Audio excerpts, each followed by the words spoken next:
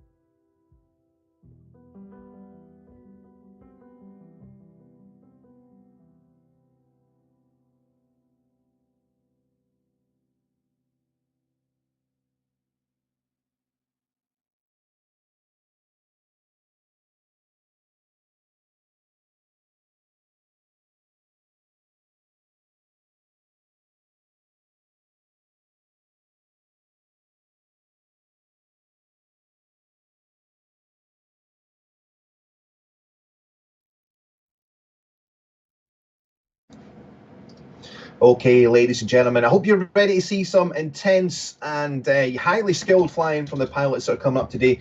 They're all competing to try and take part in grabbing some big prizes from the competition sponsors, which are, of course, VIRPIL Controls and our good friends over at Eagle Dynamics. Now, the champions of the helicopter groups will receive a set of VPC Rotor TCS bases with a VPC Apache 64 collective grip and the VPC MongoosT-50CM3 Base with the new VPC FLNKR Grip as well. So some juicy prizes going home for the helicopter group pilots. The champion jet pilots can look forward to the new VPC FLNKR Grip with the VPC MongoosT-50CM3 Base as well, complete with the Expert Series flagship throttle, the VPC VMAX Prime. Each champion will also receive one DCS module of their choice from the tournament part of Eagle Dynamics. And if the winners want to choose the device on their own, as an alternative, they can receive a €1,000 coupon for the Virtual Controls web store. A €1,000 coupon, guys. You heard it here live. For second place in each group, the pilots will receive a €500 coupon.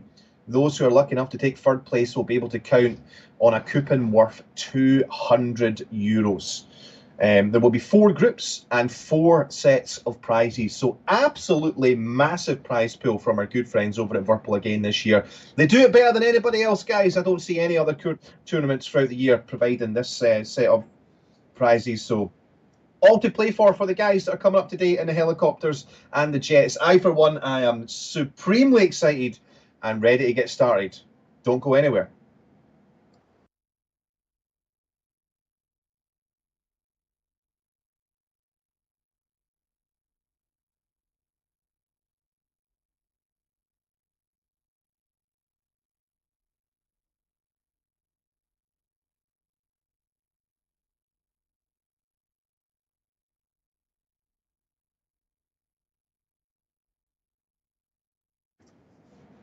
All right, so we have up first Group A, the Alphas are coming up. So we have pilots from all over the world taking part, and Group A is an absolutely fantastic demonstration of just how international this competition is going to be, just like it is every year. Hailing from the United States of America, we have Krapinski, who is no stranger to the VPC competition. He's been a finalist for the past 3 years. We're used to seeing him here. My good friend, personally, 104th Wiley is also competing. He is from the United Kingdom, and he'll be taking part in Group Alpha today. From Portugal, we have Peaceful Viper coming in, representing the Portuguese contingent. We also have Tempest, our good friend, who's also no stranger to the VPC competition. We have Lucky as well. So we have our friend Arrow. So we have Arrow from Spain, Lucky from the Netherlands, and it looks like my good friend Tempest is from Hungary, Peaceful Viper from Portugal, Wiley from the UK, and Krapinski from America. So yeah, all to play for, guys. Not only is their pride on the line, but they'll be representing their countries as well and hoping to fly the flag with first place.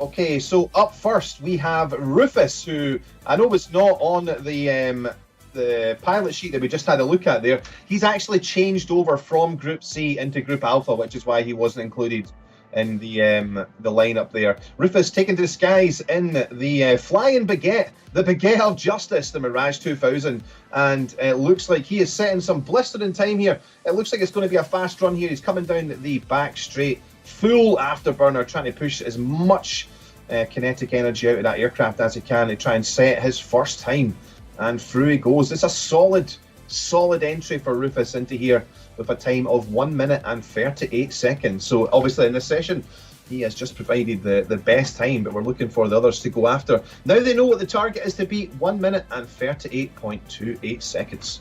Let's have a look and see who is up next.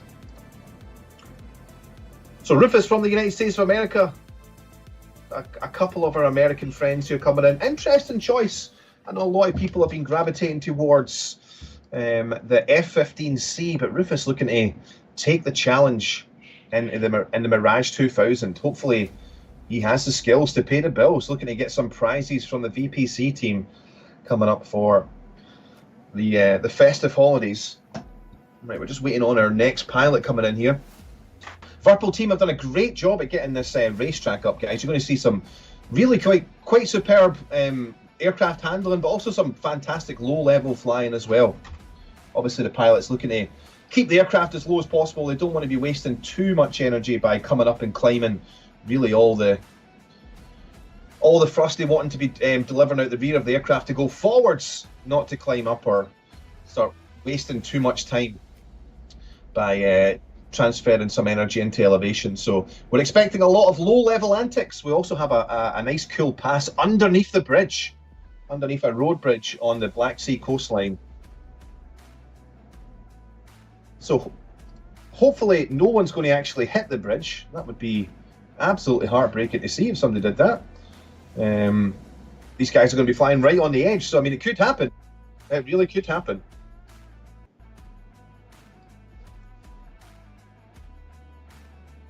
All right, next up, we're going to have Rufus going up for his second run in the Mirage. And he starts with a good downhill run. Looks like there's been a bit of a casualty there. I see some smoke coming up here now. Casualties can come from anywhere, guys. It's a dangerous business. But he is through the first set of gates. And this is looking good. Still in full afterburner as he starts raking up the Gs here. Being very careful. Now heading towards round the first big 180-degree turn. You don't want to overdo this and send the aircraft out too wide. You want to try and stay as close in as you can. And he is, yeah, taking it upstairs just to make sure he has some more manoeuvrable possibility as he comes back down, targeting the low-level flight through the bridge here. This is where the guys have to be careful. It could go seriously wrong. But he has managed to thread that needle without too much drama at all as he comes back up over the hill here.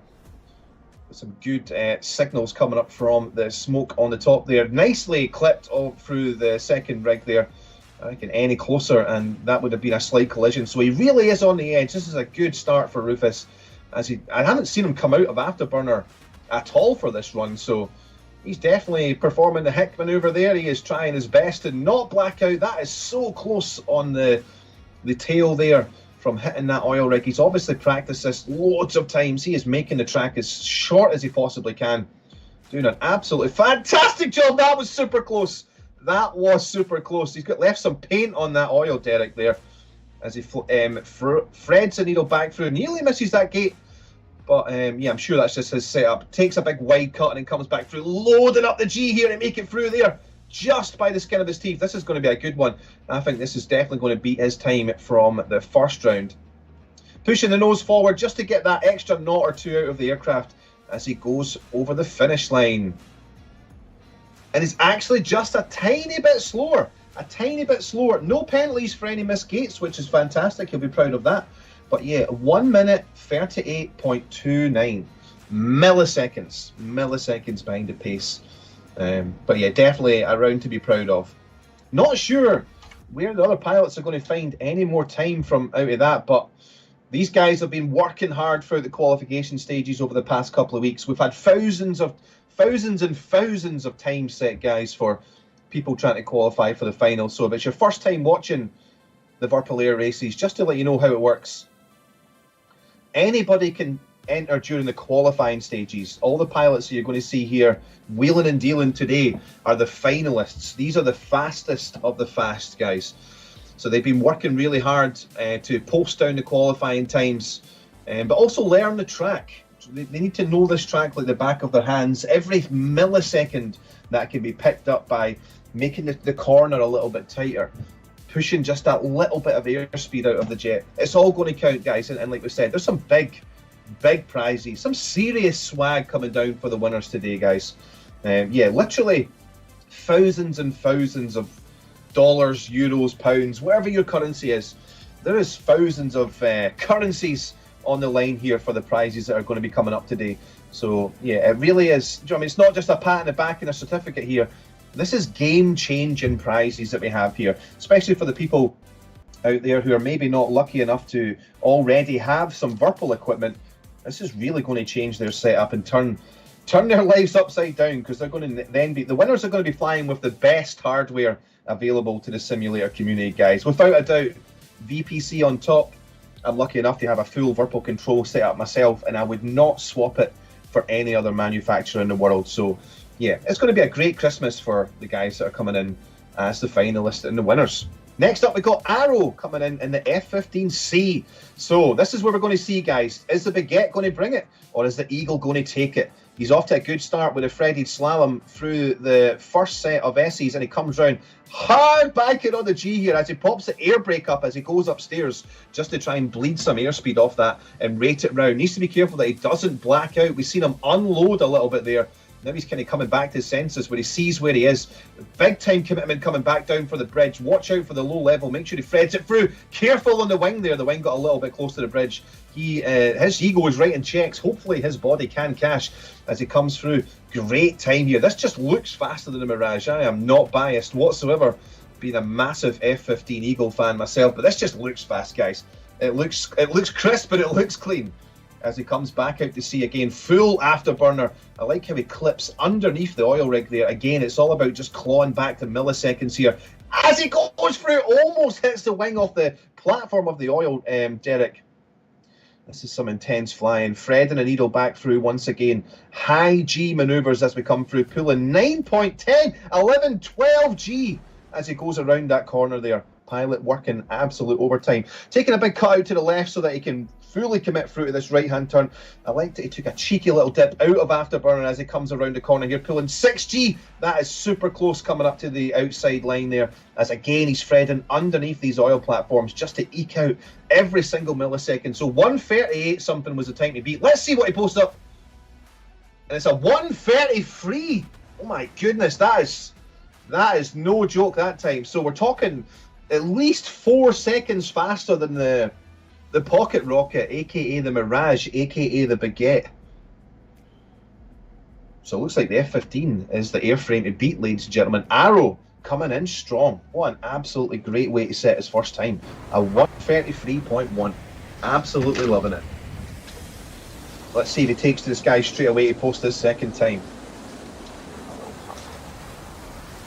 He'll be back before you know it. Don't you worry, little sausages. Don't you worry. Oi, no. He'll be back. He'll have a great time with us.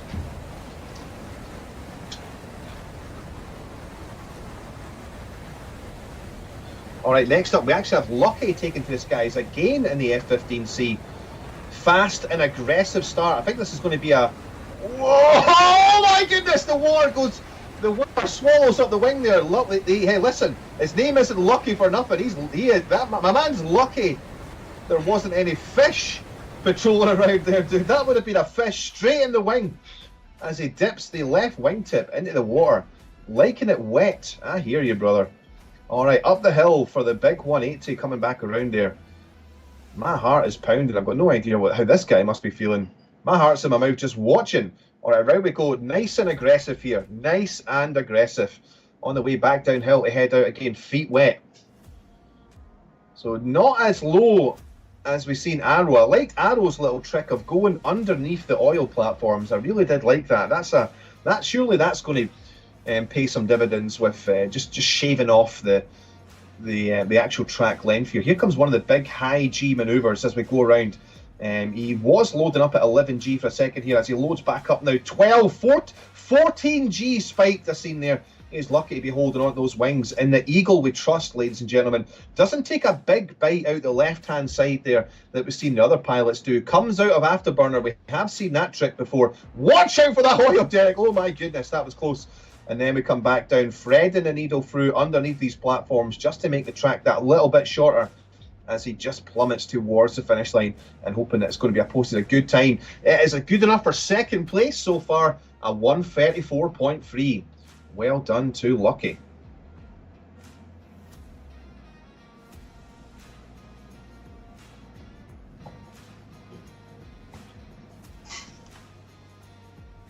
All right, so the F-15 proving that it is the jet to beat so far.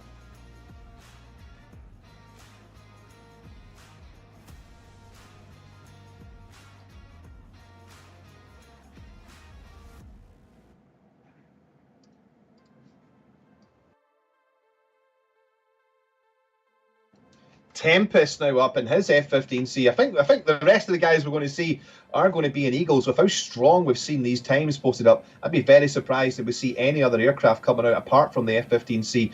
Everybody being super aggressive through this first starting point, and he comes around a little bit of warping there as he takes it up the stairs with 13G sustained for a little while.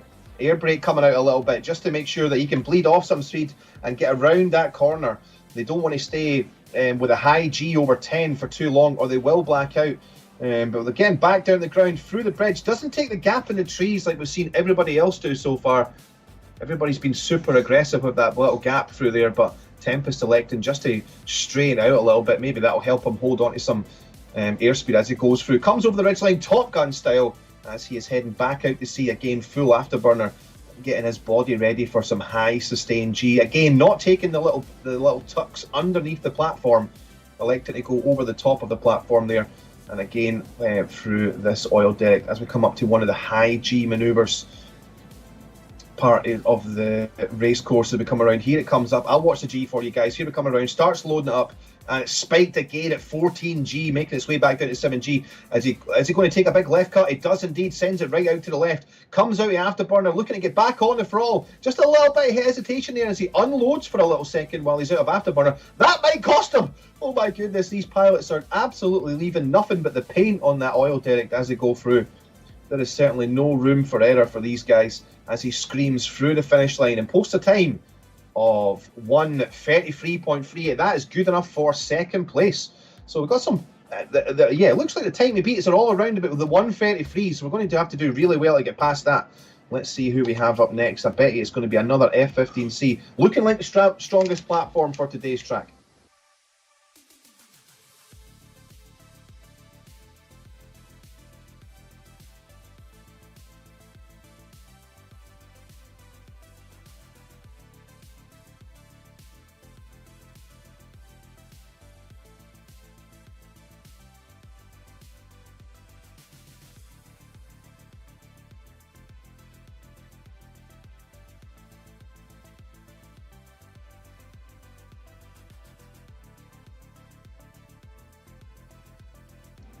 All right, next up we have young 104th Wiley taken to the skies in his F15C. Takes a big cut with a vertical stab, rolling all the way down, sorry, with a vertical stab, with a big vertical entry for as much ground speed as he can coming past. Nice aggressive entry around this 180. We've not seen that before. Takes out the afterburner with the air brake going up, just unloads a little bit coming back downhill so that he doesn't black out with a G-lock.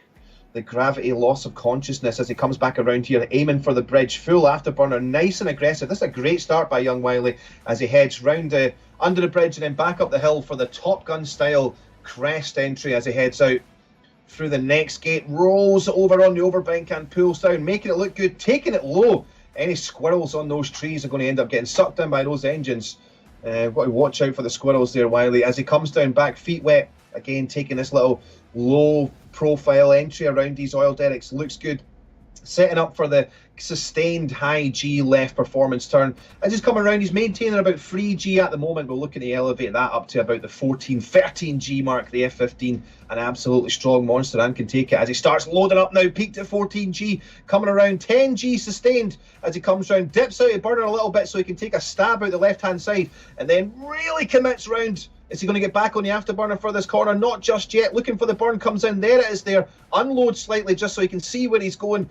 And then unload down in a straight line and power, power, power. Jeremy Clarkson all the way to the end. Trying to get nice and low just to eke out every last half a knot he can. And he posts through for a 1:32.7. Let's go. The fastest time of the session so far. Well done.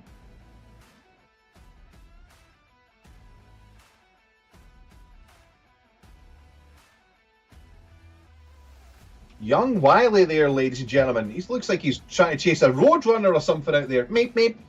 That was some serious speed, ladies and gentlemen. Representing the 104 squadron. I'm not biased whatsoever. You get nothing but impartiality here, guys. Nothing but an impartial commentator. But yeah, super proud of Wiley. He's obviously been working hard. That was some impressive stuff. Very, very aggressive through the first start. We've seen how much aggression he had in the downhill entry into the start gate. So yeah, looking forward to seeing who is up next, which is Krupinski from the United States of America. Again, taking a similar sort of entry with a high vertical downhill aggressive entry as he goes up. Doesn't come out of the afterburner as much as Wiley did. That might cost him with the G-lock having to unload a little bit more, but Krupinski, one of the fastest qualifiers in this group, so I'm sure he knows what he's doing as he comes back downhill again, setting up for the under bridge pass. Nice and aggressive through the gap in the trees, unloads a little bit just to get some more knots across the jet before he starts climbing uphill for the Top Gun exit over the crest there. Nice and aggressive with the trees as well. Cut that corner a little bit thinner than everybody else. That is going to help him as he comes down. Not too aggressive, not getting too low too fast, but knows what he's doing. Again, I like this under the platform entry around these oil derricks here. That is obviously paying the bills here with regards to shaving off some time off the track. Sustained 3G as he comes around, setting up for the big dog. Here it comes. This is the most demanding corner in terms of gravity on the pilot. He peaks at about 12G. Interestingly, he went around at about 10G and then went for the spike.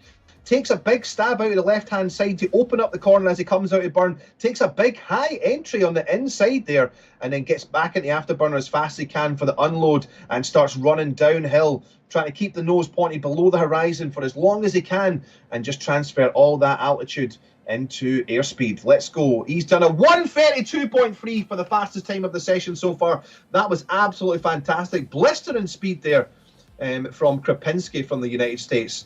Absolutely fantastic skills. So we've seen him do a few things differently from what we've seen the other pilots do. Was very aggressive as he came over the top of the hill. He managed to kind of pass between the inside of the trees. He didn't go over the trees. He went actually to the left of the trees. So he's obviously done this course probably hundreds of times. He knows every inch of the course. And that is allowing him to just claw back these little milliseconds as he goes around. Well done, Krapinski. Fastest time so far.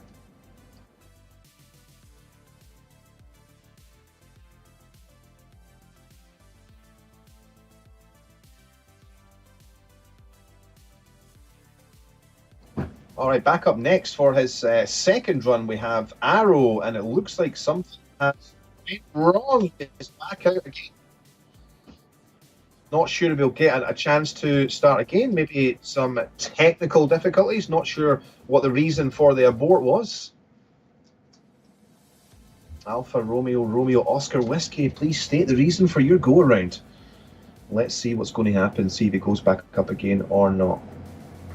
But yeah, some blistering time set so far, guys. So just I have the result. In fact, I'm just here now. Yep, we're getting the results through now. So we have Krapinski in first place with young Wiley right behind him. 0.4 of a second between first and second place. Definitely achievable. First place still very much up for grabs, guys. We have in third place, I believe that is Arrow. That should be Arrow in third place. 0.74 of a second behind. Let's see, 0.74 behind for third place. Then Tempest, then Lucky, then Peaceful Viper. Unfortunately, not setting any time. Yeah, it was Arrow looking in third place. Lucky again, Lucky. We dip in that wheel, that wing into the water, and getting away with it. So there we go, ladies and gentlemen. Krapinski setting the pace with a 1:32.3. Wiley very close with a 1:32.7. All to play for. Right, I've got Arrow back up. Arrow is back in the skies, diving back down towards the start gate, trying to go through with as much ground speed as possible. Nice and aggressive here. Full afterburner, F15 looking great. Cans fully lit here as he loads on the G, pulls back around. We've got the air brake out as he takes it uphill. He is coming out the afterburner just slightly. These guys have to watch out for G-Lock, the biggest enemy here. You might be thinking, why don't they just stay in afterburner all the way around? It would make the turn far too big. They would end up exiting the racetrack or costing themselves too much time. So you have to come out of afterburner just a little bit so they can make the turn just that little bit shorter. He's setting up for the uphill run as he comes over the crest in the Top Gun loop. And is he going to go over the trees? He actually goes to the left of the trees as well. So being nice and aggressive on that left-hand pylon as he comes over the hill to make sure that he doesn't fly over the trees. He flies to the left of the trees. That seems to be the fastest line over that crest there. Speaking about fastest lines, we've seen the fastest pilots setting the times. They've all been going underneath these oil platforms, not really around them. Underneath these. Oh, he clipped it! He clipped it, ladies and gentlemen. He definitely clipped it there. He's lucky to be alive. Some damage on the right wingtip there. Hopefully that's not going to affect his time as he comes out of the afterburner, takes a little dig to the left and then rolls over to the right-hand side. Fully committed around there, unloading so that he doesn't black out. And then it's a final run to the finish line. Wow. Arrow, very lucky that the whole wing didn't depart there. Good time. Oh, right. I wonder if the game thinks he's dead. I think that time doesn't count, guys, because he collided with the actual oil platform, and I believe that the game has disqualified for him for that. We'll look for some clarification for that a little bit later on, but no time counted for that run.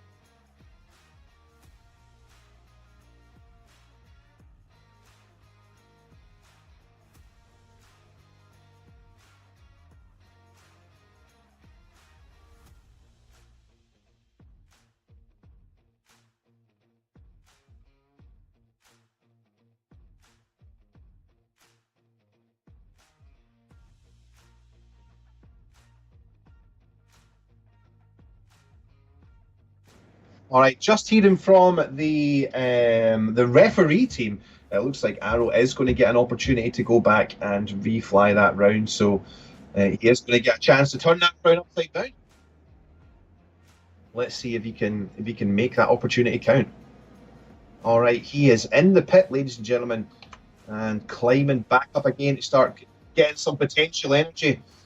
Nice and aggressive climb here as he comes back down over the top and heading downhill to make this entry as aggressive as possible. My guy is Alonso Lozano, hailing from Spain. Good luck, senor. All right, through he goes, nice and aggressive, nice and fast as well. Heavily supersonic as he starts bobbing and weaving through the first gates as he sets up for the little bit of warp there on the server, but we're all good as he takes the brake out, comes out the afterburner a little bit, starts loading around that G as he's coming around. 13G I've seen it peak at. That is nothing to be shrugged at. 13 times the force of gravity as he plows in through under the bridge in the gap of the trees, heading uphill, trying to maintain as much speed as possible and setting up for the Top Gun pass as he comes up over, looking to go in between the smoke so that he threads the needle between the smoke and the left-hand pylon so that he goes left of the trees, not over the trees, to save himself as much time as he can. And now back out to sea, ladies and gentlemen, as we start threading the needles underneath these pylons. He needs to be careful. He overbanked when he was a little bit too high on that oil platform there last time and lost a little bit of his wing.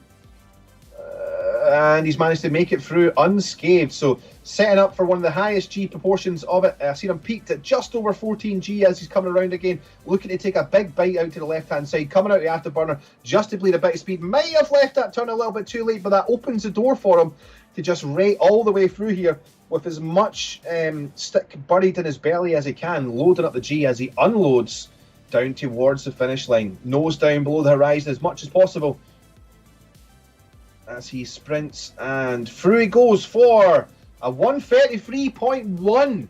It's a great time, but sadly it's not fast enough for first place. But well done anyway, Arrow. That was great fun watching.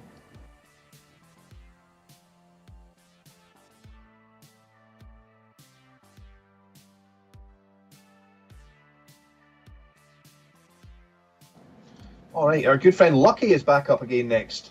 So Lucky, who got very lucky on his first time, he actually put his wing in the sea. Luckily there was nobody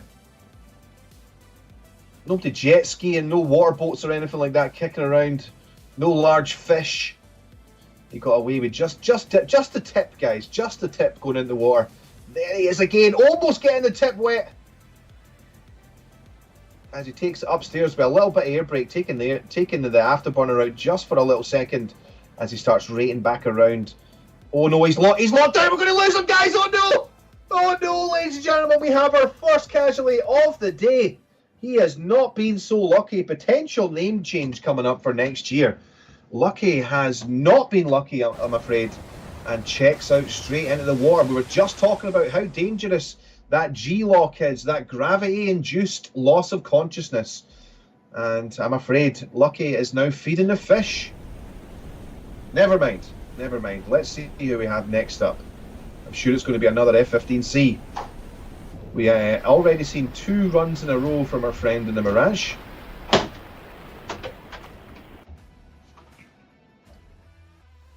All right, next up is Tempest.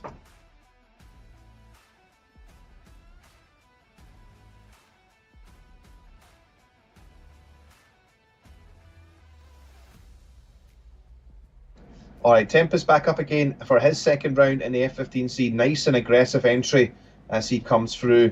Ground speed of over 750 knots. Easily supersonic. Nice and tight through the first set of oil derricks here. As he comes around, there's always that little bit of lag, which is interesting. The aircraft doing some funky things. Comes around with the air brake out, takes it out of burner for just a little second, just to unload. They need to do that unload so that they don't black out like our unlucky friend Lucky did as they come around here. Oh, and he's done it! The Tempest has done it as well. I don't know if he actually blacked out there or if that was just he didn't. He was on the edge. He was on the. Maybe his vision was completely blurred out, guys, and yeah, he just didn't see how much of that turn he had left, but unfortunately that is it for Tempest. Checks out at turn at gate number, coming up for, that was gate number 7. Unlucky for Tempest. That is hard. We never like to see that, guys. Well, maybe it's a little bit like the motor racing, guys. Some people watch motor racing to see people crash. Some people might be watching the air races to see people crash. Well, there's definitely going to be some of that going on. 104th Wiley coming back in for his second run. He is nice and aggressive, sitting in second place at the moment. Comes out the afterburner a little bit earlier than everybody else to try and minimise the turn radius on this. Goes upstairs with the afterburner and the air brake out, unloading slightly just to make sure he doesn't black out, give himself that opportunity to see where he's going as he comes back around. He's made this turn nice and tight. Wiley's blacked out as well. Everyone is going down, ladies and gentlemen. What is going on? Everybody just super motivated to go as fast as they possibly can. And Wiley robs himself of the opportunity of increasing his time from his first run, which was absolutely blistering. Less than half a second off the pace of the guy that posted the fastest time. And unfortunately, that is going to be it for 104th Wiley. Trying to be just a little bit too aggressive, but some outstanding flying that we've seen up until that point. There couldn't be much more aggression in that round. But that's unfortunate for the guys checking out. So Krapinski, I mean, Krapinski could take it easy here, guys. All Krapinski needs to do, I mean, I think, to be honest, Krapinski's probably already got this wrapped up. I don't think there's anybody else that can come out and post a faster time now. I'm pretty sure that Krapinski is our last guy to go. So this is basically just for the memes, for the gram. My boy Krapinski's heading out for the gram. Wants to keep it nice and tight. It would be awesome if he could improve on his time. But with 3 pilots in a row crashing, just gives you guys watching it at home an insight into how difficult this course is. I think the pilots that we've seen fly so far have maybe been a bit guilty of making it look pretty easy, but losing 3 pilots in a row, just a good demonstration of just how difficult this course actually is, guys. If you can, so I mean, you need to be aggressive, but if you're too aggressive, it will cost you. Krapinski doing a great job at minimising the distance on that uphill section of the course there. And it looks like my boy Krapinski has it in the bag. Obviously been doing a lot of practice, knows the course in and out. We've seen this guy take a lot of the shortcuts that we haven't necessarily seen everybody else post up. So Krapinski, yeah, looks good. Comes out the afterburner as he sets up for the high G right load, comes back in the afterburner, coming around 12 G sustained, needs to unload for just a little second to make sure that he makes a turn, and this looks good. Wants to get the nose down below the horizon as fast as he can as he goes. He's done that the first time where he put the wing over that second to last oil platform and then just heads downhill nice and low, and he does actually improve his time. Way to go, Idaho! Krapinski on his second run improves for a 1:31.6 to be the fastest time of this new personal best in this session. Absolutely fantastic flying by all pilots involved. But yeah, Mr. Krapinski came out the gate with the fastest time on his first run and then improved his time on his second run. What a guy.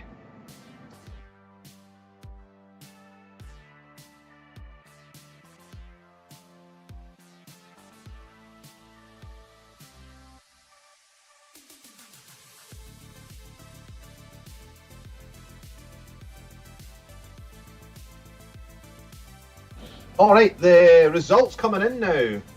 Let's see the leaders. So Krapinski, he had that well handled, guys, didn't he? We still have the 1:32. So these are the first runs. Yeah, Group A first runs.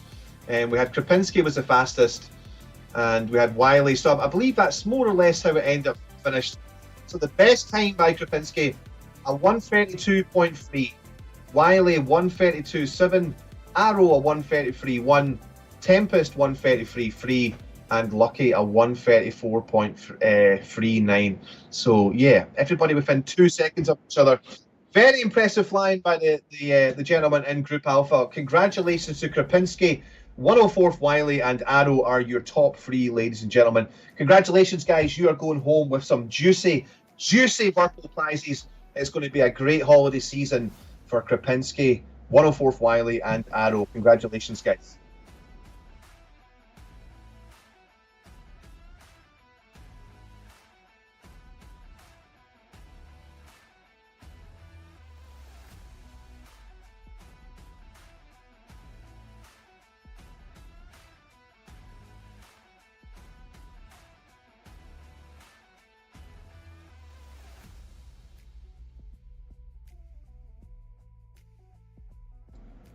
If you guys are watching at home thinking, hey, I would love to have a shot at this, make sure you keep an eye on the social medias from VIRPIL towards next year. So this is the 4th year we've ran the Shadows tournament. This year we've done something different by including the jets. So previously it's just been a helicopter racetrack for the past 3 years. Now in the 4th year we're introducing the fixed wing element. So there's not just a chance for you to win in jets, there's a chance for you to win in the helicopter as well.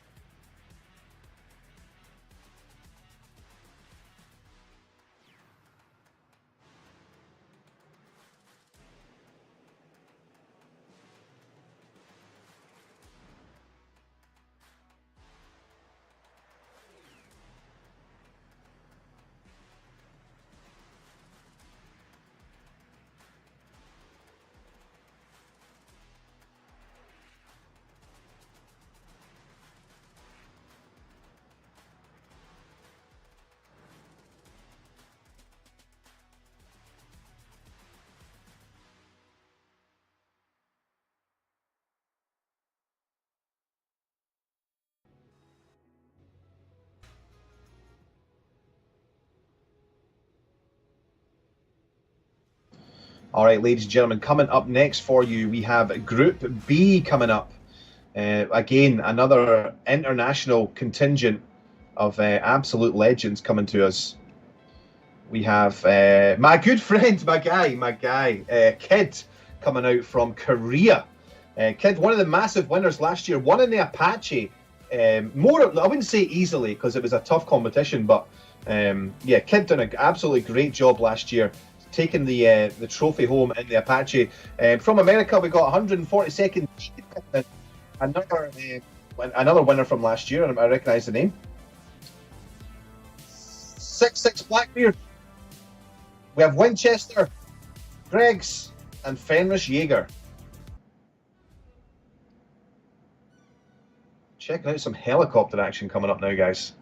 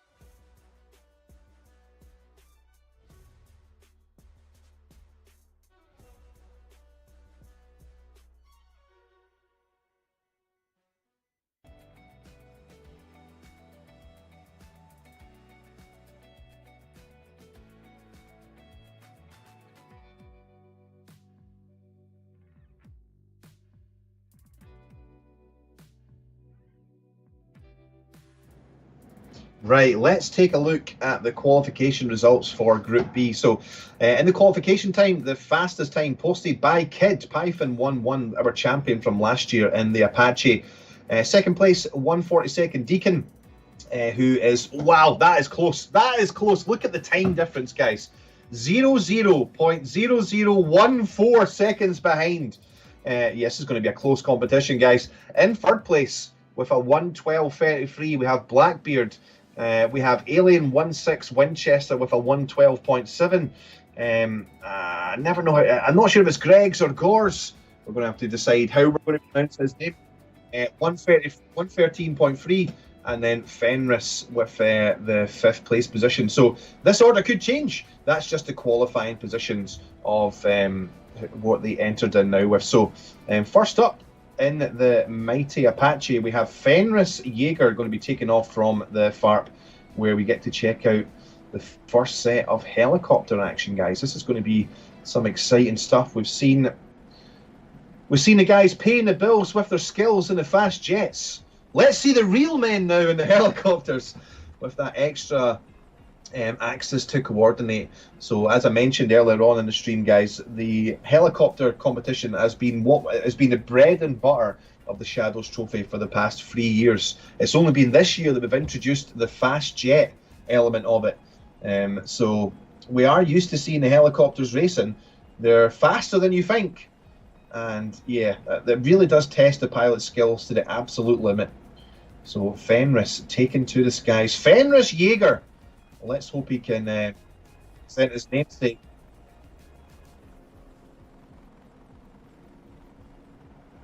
As he climbs up. So taking a big cut out of vertical so that he can pop the nose down and accelerate as much as possible to get as much speed as he can through gate number 1. Let's see how he does it.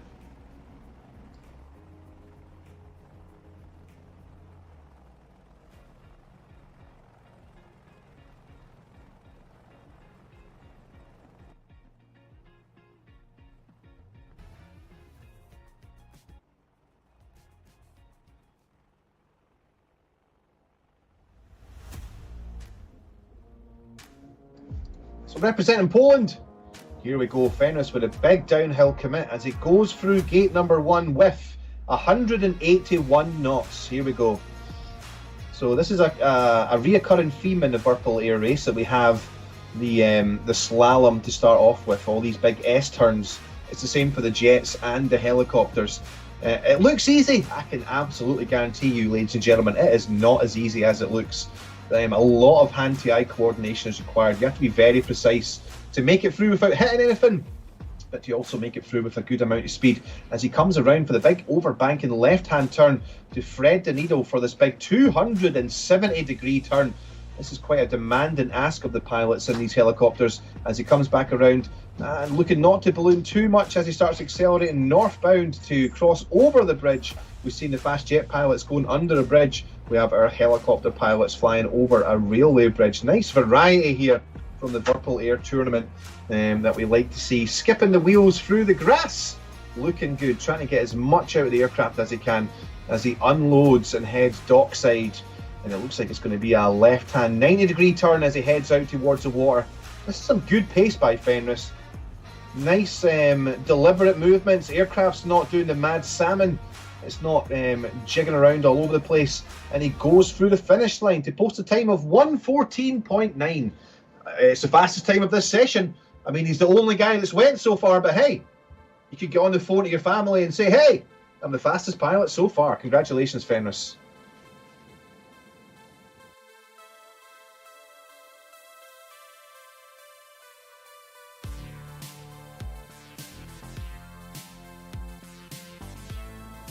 Next up, we have Gregors. I'm going to call him Gregors. Not 100% sure how my man pronounces his name. I don't really approve of all the jumbled up letters that you see on some of the internets these days, but hey, I'm getting old. I'm sure this guy is younger and cooler than I am. So as he takes his big vertical cut, also representing Poland. This is our second Polish pilot taken to the skies in Group B as he heads up. A brand new racetrack for the helicopters this year. The previous years that we've been doing the VIRPIL air race, we have been up in Mineral Vody Absolutely fantastic track up there. In fact, is it Mineral Body or Mozdok? I can't remember. As I mentioned, I am no longer a young man, and my memory is not what it used to be. I've personally flown in over 118 combat missions, and I've been shot down in every one.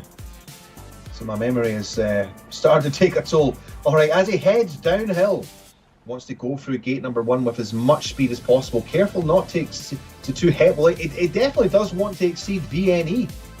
Velocity never exceeds is a velocity we're always looking to exceed here in the air races, but we don't want to go too crazy with it. Goes through with 186 knots, so he is faster than his countryman. Let's see if he can maintain that speed, not be too aggressive as he goes through the first slalom part of the course, and maintains that momentum. It looks good so far. Oh, something's went seriously wrong, ladies and gentlemen.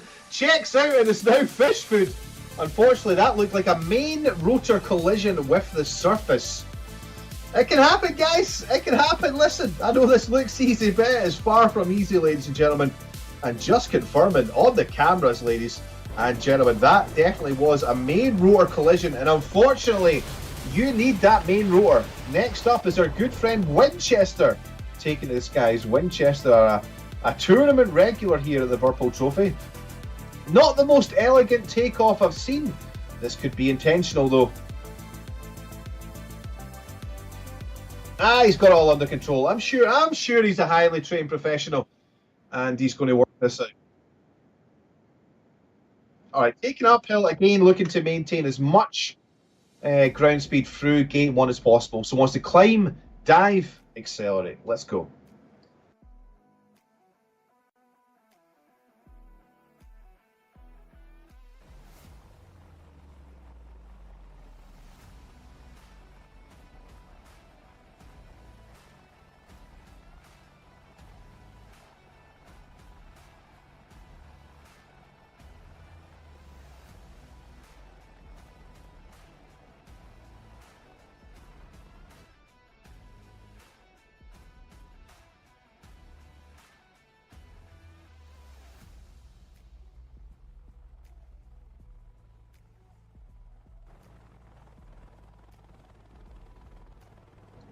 All right, Winchester through gate 1, actually pretty slow, not that fast. He went through gate 1 with about 165 knots versus 180 odds. Careful with the main rotor off the ground. The guys have to be so careful. There, he's done it. See, what I just called it. Commentator's curse, ladies and gentlemen. Somebody ring the chaos horn. Absolute chaos, dude. I called it, dude. You cannot be overbanking the aircraft that much when you are too low down. It is not a fighter jet. It has a huge main rotor over the top of it, and that is going to cost them. Blackbeard taken to the skies now. One more time with the chaos horn. That's unfortunate, but Winchester will get another opportunity to turn that frown upside down with a second run. Let's see how Blackbeard does. Blackbeard, my guy, Mr. Bryant from the United States of America, 54 years young, ladies and gentlemen. See, there you go.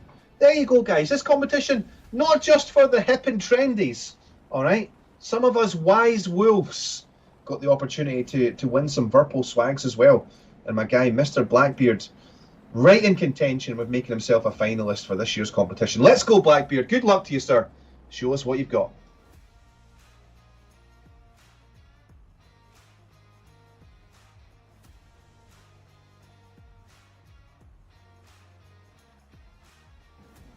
So this looks pretty scary, guys, I'm going to be honest. My guy is high AF. This has to be a good... I was going to say the overbank's got to come soon. He's looking for the 179-degree arrival. This is hyper aggression, guys. Hyper. I like it. Struggling against VNE here, but he's doing it. Goes through gate 1 with 185 knots. Now, just needs to start. Keep it. We want to consistently be getting lower to maintain as much ground speed as we can. We don't want to waste any of our forward momentum into altitude, but we don't want to get so low that we hit the main rotor system off the ground or the water. So he needs to be careful. He's doing a great job of that so far. This is a great start by Blackbeard here. The wise wolf from the United States, off to a great start as he sets up for this big 270-degree turn. Unloads a little second, lets the aircraft accelerate in a straight line as he comes back around now, heading towards the railway bridge. The Railway Bridge of Freedom, I've heard it's been called. Let's see how free it sets Blackbeard. Looks good as he loops around for the 180 and then heading back down towards dockside. He's got the end in sight. Just needs to not mess it up here. Keep it low, keep it pro is the mantra that we live by as helicopter pilots. Looking good. All right, the penultimate turn. Got some good energy still over the aircraft. 146 knots across the ground as he unloads for the finish straight. Go, go, go. Posted time. It's a 1:13.8. That is the fastest time posted this section. Congratulations, Blackbeard. That is no joke. Well done, sir.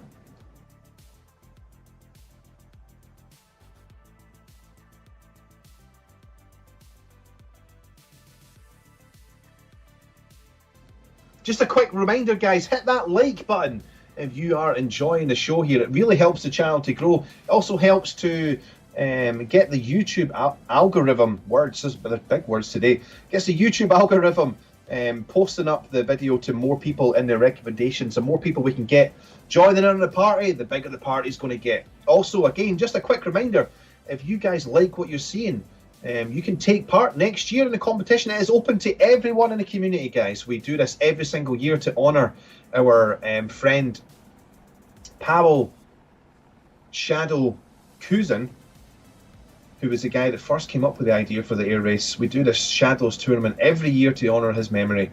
So make sure you check in on the social medias and get yourself involved for next year. If you're looking at this thinking, hey, I could be a future champion. Not only be a future champion, but I could go home with some serious hardware prizes and also a DCS module from our good friends at Eagle Dynamics. 142nd Deacon taken to the skies now.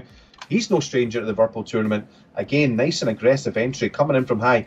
He's looking at the 178-degree commit. Now, he doesn't want to get too low too early because that's going to waste his ground speed. But at the moment, it's looking like it's going to be a good start. I like this two-stage dive entry. Goes through with 185 knots, which is on par with the fastest entry speed we've seen for the start of the course. Needs to be careful as he's bobbing and weaving with that main rotor. Does not. Well, that's that. Yeah. Words are coming out of my mouth as that helicopter takes to the sea, guys. Unfortunately, my guy's Eagle was writing checks. His body couldn't cash, I'm afraid. This helicopter track takes no prisoners, ladies and gentlemen. If you get too low and start banking too aggressively, that main rotor is going to start kissing the surface. And guess what, guys? She doesn't kiss back. She slaps back. All right, Python 1-1, Kid taken to the skies. This is last year's Apache champion, ladies and gentlemen. Good friend of mine. Absolutely fantastic streamer. You can find this guy live on several of the internets, broadcasting on Twitch. He is a great streamer from South Korea. Hopefully not getting impeded by any impromptu martial law commitments. Hashtag relevant. Yeah, look at it, take to the skies as a defending champion. Already won himself a massive haul of VIRPIL goodies last year. Looks like you can't get too much of a good thing, and he is looking to scoop the prize this year as well. Who's going to stop him? I know there's plenty of people in the wings waiting for it to go. All right. The usual suspects here in terms of how we enter the race. Be nice and aggressive with the altitude and then heading downhill. Starts to dive a lot earlier than the 142nd guys did. But again, just to reiterate, this is our defending champion, ladies and gentlemen. So unless he's been surrounded by alcohol and women, as champions are liable to do so, he has been practicing. Goes through gate number 1, 182 knots, nice fast pace going through gate number 1. Looking to be as smooth and as precise as possible. You don't want to be too aggressive. Watch out for that main rotor, kid. Oh my goodness, he's got lucky there. Watch out for that fallen Apache on the ground. All right, he's managed to survive the slalom. Look how low he is.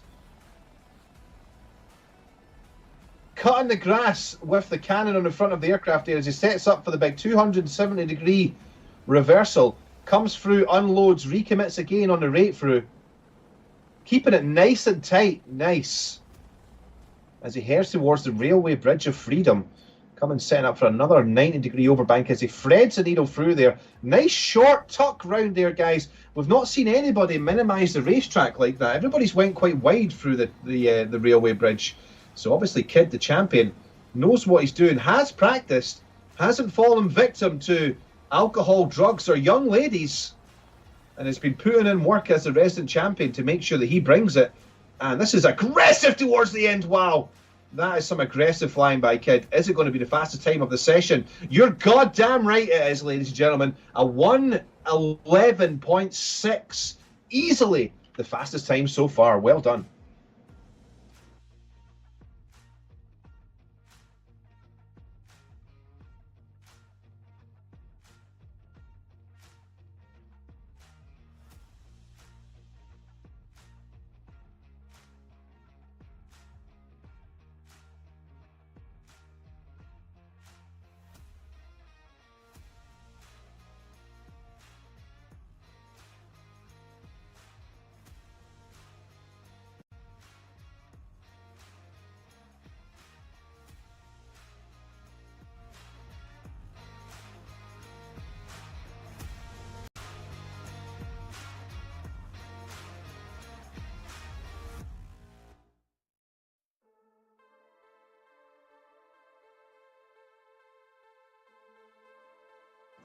All right, Group Bravo, the results from the first run. So no surprise, we have the defending champion Kid in first place with an absolute monster of a time, a 1:11.6. This guy is not only in a different league, this guy is in a different time frame. My guy Kid flying in the future, ladies and gentlemen. 66 Blackbeard, the Wise Wolf from the United States, coming up behind with a 1:13.6, 2.19 seconds off the pace. Then we have Fenris from Poland in third place. And unfortunately, Deacon, Winchester and Gregors are not posted any time, falling victim to the racetrack that fights back, ladies and gentlemen.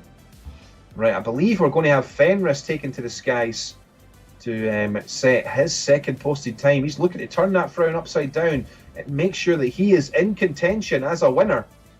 To the skies he goes.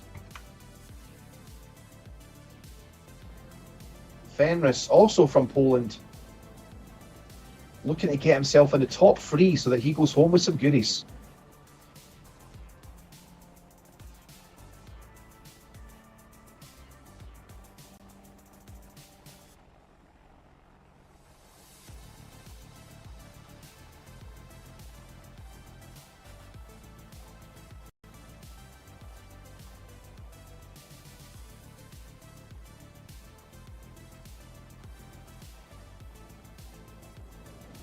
Okay, I wouldn't say this start is as aggressive as we've seen, but it's all about the control through the slalom. We go through gate number 1 with 165 knots. So literally 20 knots slower than the fastest pilots we've seen go through there. However, it's not all just simply about ground speed through gate number 1. It's about how well you maintain the speed going through this section of the racetrack. And Fenris is off to a good start here, not being too aggressive down low and risking the main rotor off the ground or the surface of the water.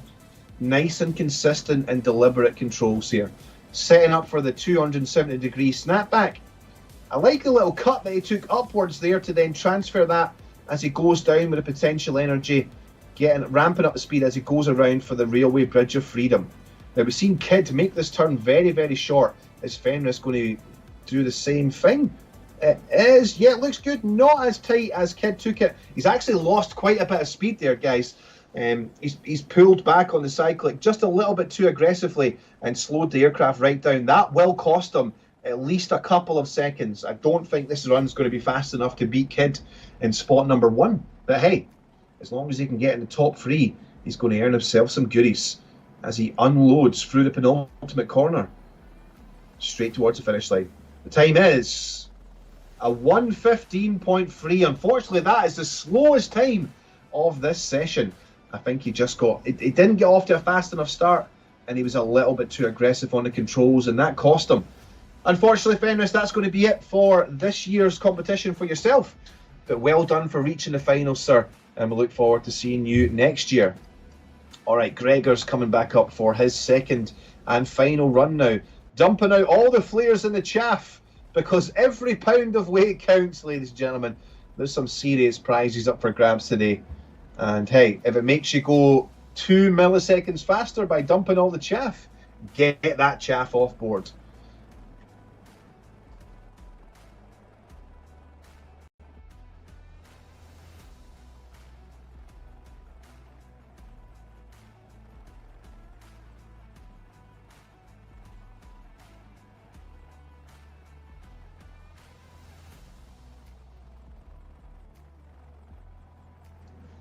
All right, so when we talk about an aggressive start, this is really what we visualize as an aggressive start. Look how high he is. He's starting from about 3,000 feet, and he's going to dive now with some very precise pedal inputs to make sure the aircraft stays pointing in the right direction. Doesn't want to sacrifice too much drag with having the aircraft slipping through the airflow too much. So some nice pedal work, keep the aircraft pointing nice and slippery as he goes through with 185 knots. That seems to be like the benchmark for the fastest pilots going through gate number 1. And now it's all about maintaining that airspeed as much as they can. Doesn't want to be too aggressive on the cyclic pedals, sort of the cyclic or the pedals. Wants to just maintain the speed that he garnished from that 3,000 foot dive, and carry that all the way through to this big 270-degree snapback turn as he takes it upstairs slightly, and then with a bit of nose down and left pedal makes that magic happen as he goes around the next corner heading towards the Bridge of Freedom. Lost a little bit of time there, not standing on the left pedal as much, and the aircraft just kind of sloshing through the air as he takes it up. Gorgeous overbank as he flows down here. This is good so far by Gregors. I like this. We're kind of digging the aircraft in the ground a little bit. We have lost the 30 Mike, ladies and gentlemen. We have lost the cannon from the front of the aircraft, but where we're going, Marty, we don't need cannons. But I'm sure that has cost him a little bit of time, but definitely doesn't look as fast as Kid, our returning champion, but it does look fast. What is it? It is a 1:13.8. That is good enough to be the second fastest time as he dumps it into the water. He's through the finish line, guys, so you don't have to be alive after that. Being alive is optional, but that's a personal best for Gregors. And yeah, that's a good time. That's good enough so far for second. Let's see what Winchester can bring to the table. Doesn't want to crash this time. Heavily camouflaged. Let's see if the camouflage will help him out any. Looks like it is a Japanese livery, heavily camouflaged. Hopefully it'll disguise him from the ground and he's not going to collide with it. Let's go, Winchester.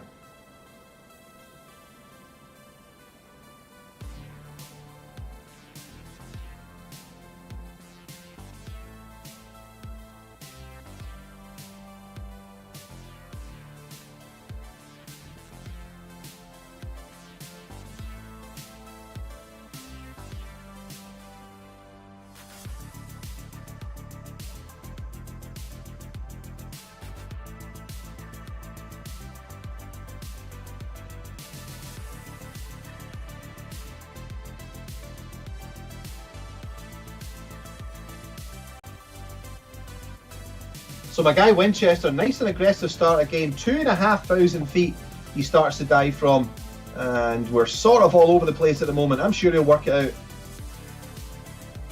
All right, nice. Slip indicators looking minimal as he goes through gate number 1 with 170 knots, slightly slower than we've seen before from the other pilots, as we mentioned. But he can, if he just maintains that speed, he can turn that frown upside down. Doesn't want to get too greedy on the overbank here now that he's nice and low. He needs to keep the banks relatively shallow so that he doesn't collide that main rotor system off the ground. Alright, this is good so far. He's managed to hold on to quite a bit of his speed as he comes around, setting up for the 270-degree slapback. Unloads a little bit, gets a bit of straight line performance, and then comes back around, stamping on that left pedal. Looks good, feels good. Right, as he heads towards the Bridge of Freedom, he needs to take a leaf out of our good friend Kid's book and make this turn as short as possible. and does so. Nice little overbank as it comes down. Maintains some good momentum coming through here, which is crucial. We did see Gregor's trip up a little bit as he came through there. He actually lost the cannon on the ground. He collided the nose of the aircraft on the ground. However, Winchester doing no such mistakes and keeping the 30 Mike on the front. Looking good, feeling good. Here we go. Through the penultimate turn. Unloading for the back straight. And through for the dockyard finish. What's he got? It is a 113.8. That is good enough for third place so far. Congratulations to Winchester, provisionally looking like one of our finalists.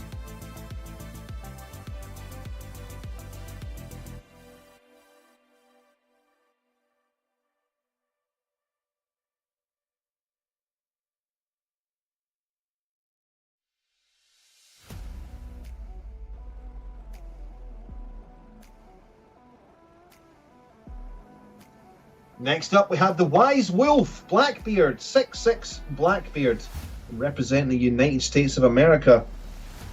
Let's see what he can do. His qualification time was faster than his first run time, so we know that he has time on the board. Our friend Blackbeard definitely has more to give. Just needs to stay composed, not make any mistakes. He's made it to the finals, so we know that he has the skills to be a contender. He just needs to get out there and have a good, clean run. Passing through 2,400 feet. Looks like it's going to be a nice, aggressive arrival. As he's taking it towards the start line. Dipping over to the right, having a good visual. And he's going to overbank the aircraft as he heads downhill. Heading towards gate number 1 with as much speed as he can through the aircraft. We're always looking to exceed VNE in the VIRPIL air race. But you have to be careful. Alright, starts to pull up a bit. Goes through gate 1 with 183 knots. Alright, good start through gates 1 and 2. Nice and clean. Not too aggressive. Holding on to that speed. We got a little bit of overbank there. That could cost them. Let's see how this goes again. This first section of the circuit, guys, you're wanting to be as smooth as possible and make as little inputs as you can. The more you mess around on the pedals and the cyclic, the more speed you're going to shed off the aircraft. Nice big overbanking turn here. Unloads, gets a little bit of straight line speed, and then commits again through, heading towards the Bridge of Freedom. We're doing 120 knots plus. Needs to make this turn nice and short as a big overbank coming around again. Standing on the left pedal now would be nice. That does look good. Maybe overdone it just a little bit there. That's definitely cost them about 1 second at least, getting caught up after the exit from the bridge there. But yeah, speed is strong, pace is strong. He's only got one corner left to go and he can be a contender.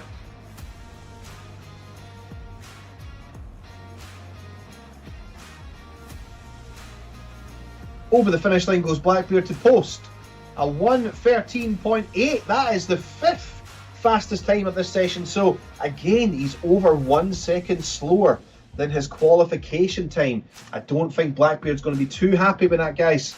He has left some time on the board, unfortunately, but he's shown us in the first round that he had some good pace, and he potentially could be in line with winning some prizes today. 142nd Deacon is coming back up. Again, Deacon, someone that we've seen a lot in the VIRPIL tournaments. No stranger to the VPC air race. Has a lot of experience. Knows what he's doing. Unfortunately, he got a little bit too greedy in his first run and crashed. So that definitely will be fresh in his mind. And he'll be looking for a nice, clean run here. One of our fastest helicopter racers that we've seen over the years. So he definitely has the ability to be a contender. He just needs to make sure that he delivers that nice, clean run. And he doesn't make any mistakes, and he could be in with a chance. Here we go.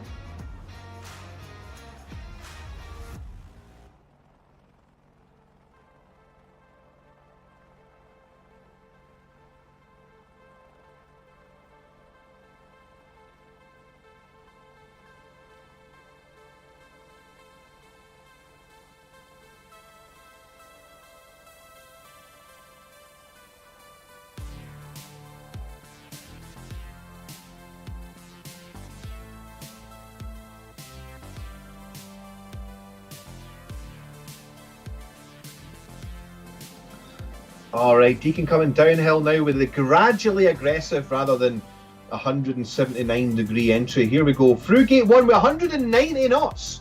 This could be a great start for Deacon. Like I said, he is a very experienced VPC air racer, so he knows what it takes to win. Just needs to be careful with these low-level overbanks. This is nice. See, this is what we need. We need nice, smooth turns. You don't want to be too aggressive on that cyclic. Alright, through we go. As much straight line as we can. Setting up for this big 270-degree slapback. Comes round. We need a little unload, a little straight line accelerate. There it is there. Get back into the turn on the overbank. That's beautifully done. Keeps it nice and low. Keeps some nice momentum there. Gets a little bit slow as he rolls it out. But he's in good recovery mode here. Shortens that element through the bridge here. That was so close to the pylon on the inside. He's took the turn a little bit too tight and shed off just a bit too much speed, but hopefully this will be enough to get him in the top 3. Just a reminder that Deacon crashed in his first run, so this is the only run he has to post a time, and he'll be putting a lot of pressure on himself to make sure that's a good one. Just one more turn to go. Praise that he won't mess this up, and that is good delivery there as he unloads, gets the aircraft down nice and low through the finish gate, and that is the second fastest time. He's put himself in contention there. 142nd Deacon. What an absolute way to represent, sir. Well done. A 112.5. Good enough for the second fastest time this session. Well done, sir.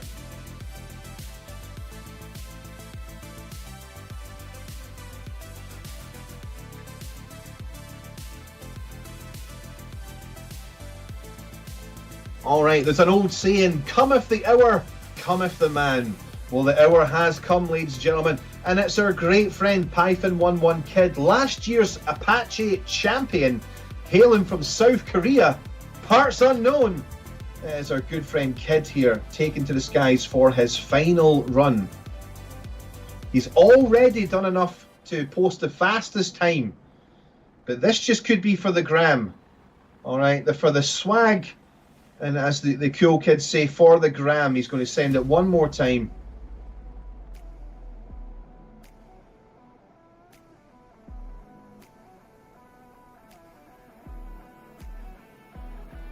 Alright, comes in with this nice sloped, gradually getting lower arrival.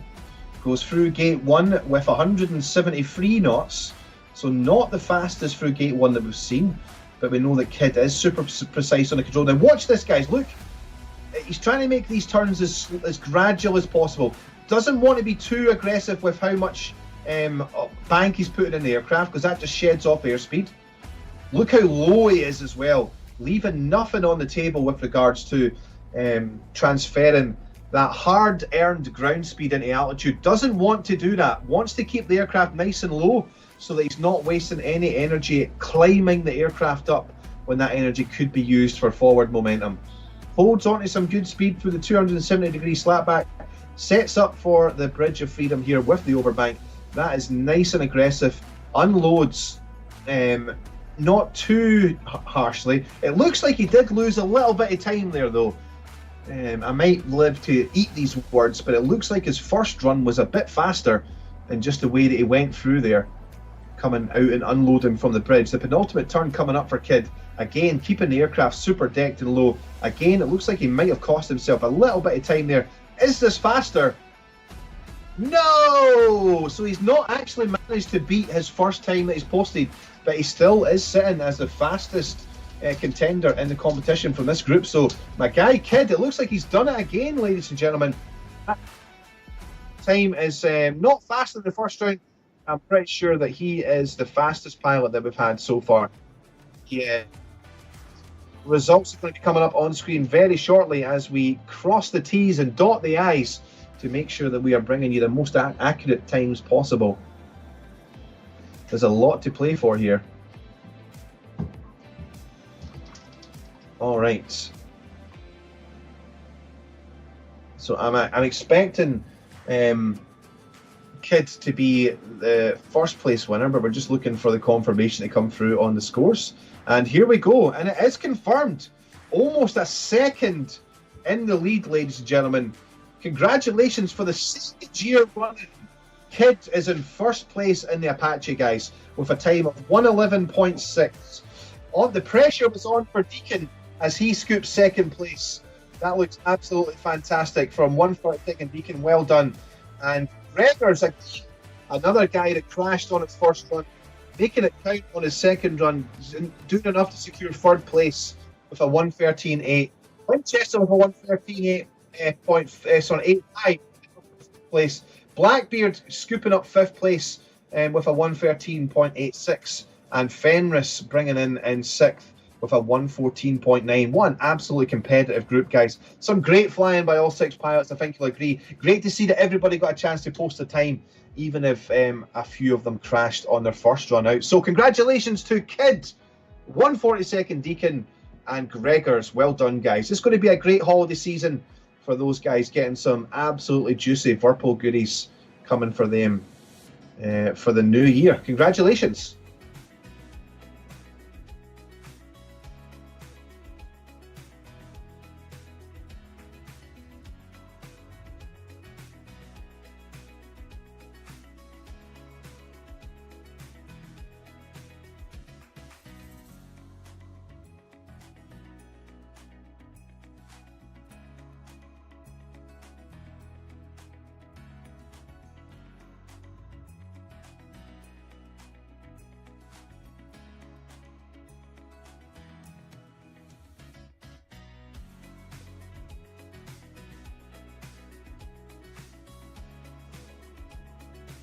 All right, guys, we're going to take a short break here, take a short commercial break, so make sure you don't go anywhere.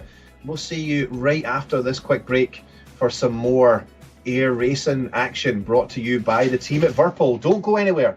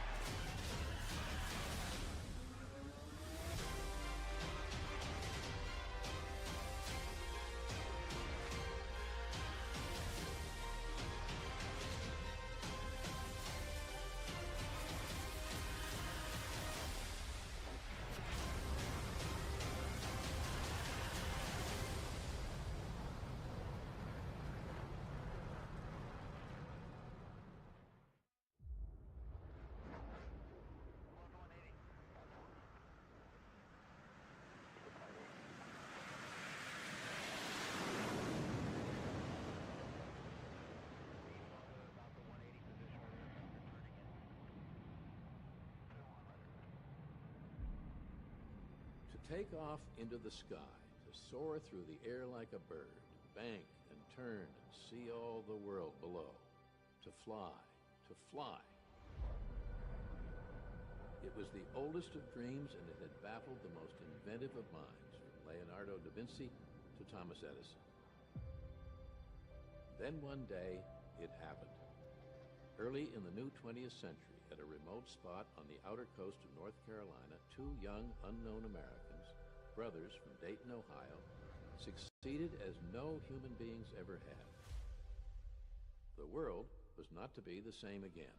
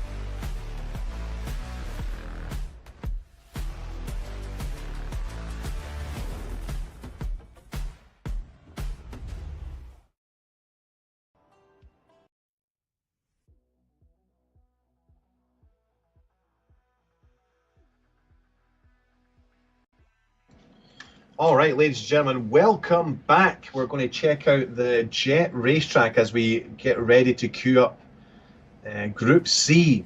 So we've already had the jets out. Now we're at the helicopters. And now we're back to groups going to contend in the jets. So check out the racetrack that VIRPIL have developed for this year's competition as we have this flanker taking it through its paces. You guys can have a little preview as to the challenge that the next group of pilots are coming up against.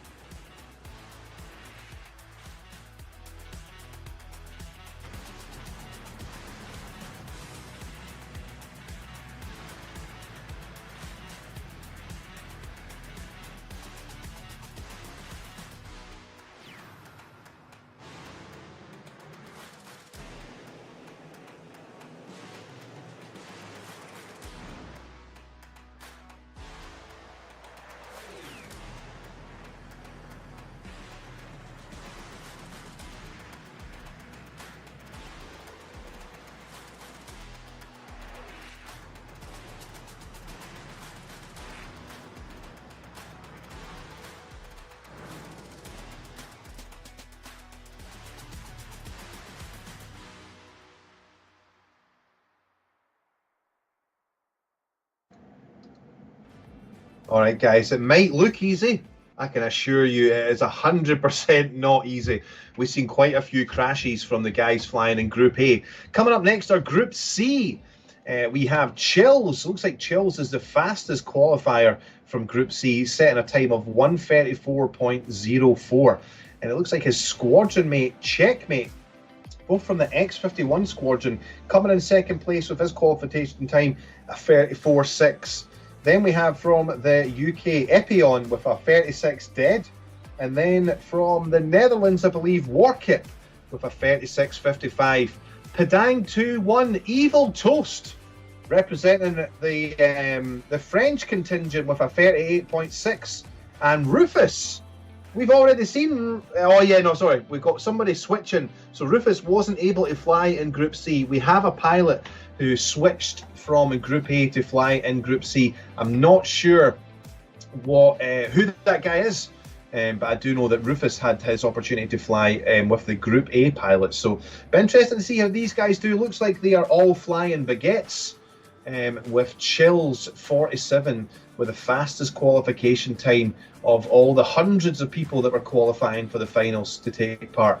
Looks like it's at 1:34.04 is the time to beat. So we're just waiting on the pilots getting ready and getting themselves inserted into their cockpits. I'm sure the nerves will be building, but they'll be eager to get out there to stake their claim and be in with a chance of going home with some excellent VPC goodies.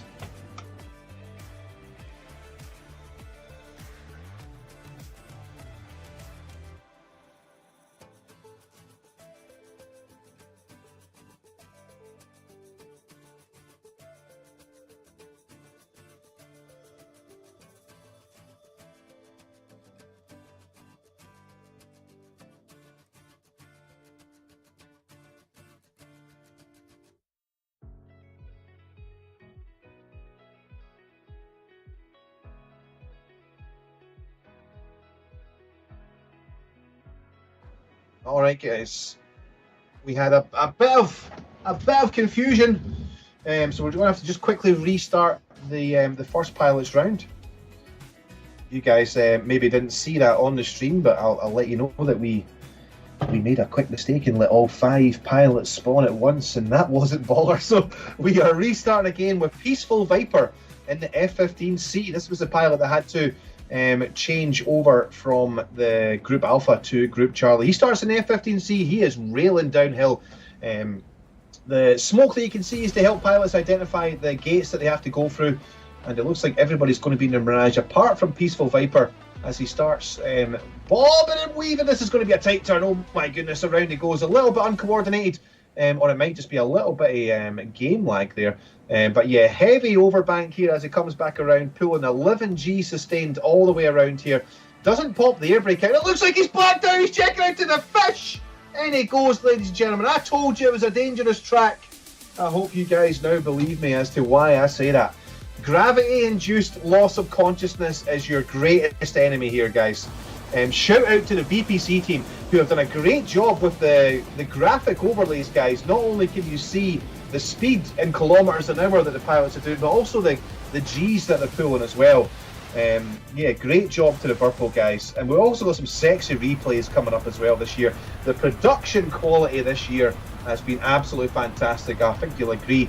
Right, Evil Toast coming out in the Evil Mirage, the Tiger. Is it a Tiger Mirage? I'm not sure, dude. We'll work that out later. Right, Maverick, words. Think about him and say them. As he comes round for the big 270-degree turn, coming all the way back. It's a bit more or less a free... No, it's 270.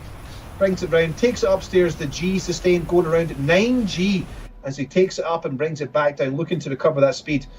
Fred and a Needle heading for the Bridge of Freedom as he goes through in between the trees, unloads in a straight line to pick up some speed, and then snaps over to the left for the Top Gun style exit over the top of the crest here. We did see the fastest F-15 pilots, Fred the Needle. It goes through the trees. The fastest pilots we've seen from Group A all went to the left of the trees rather than in between them. So we'll see how this goes for our friend Evil Toast.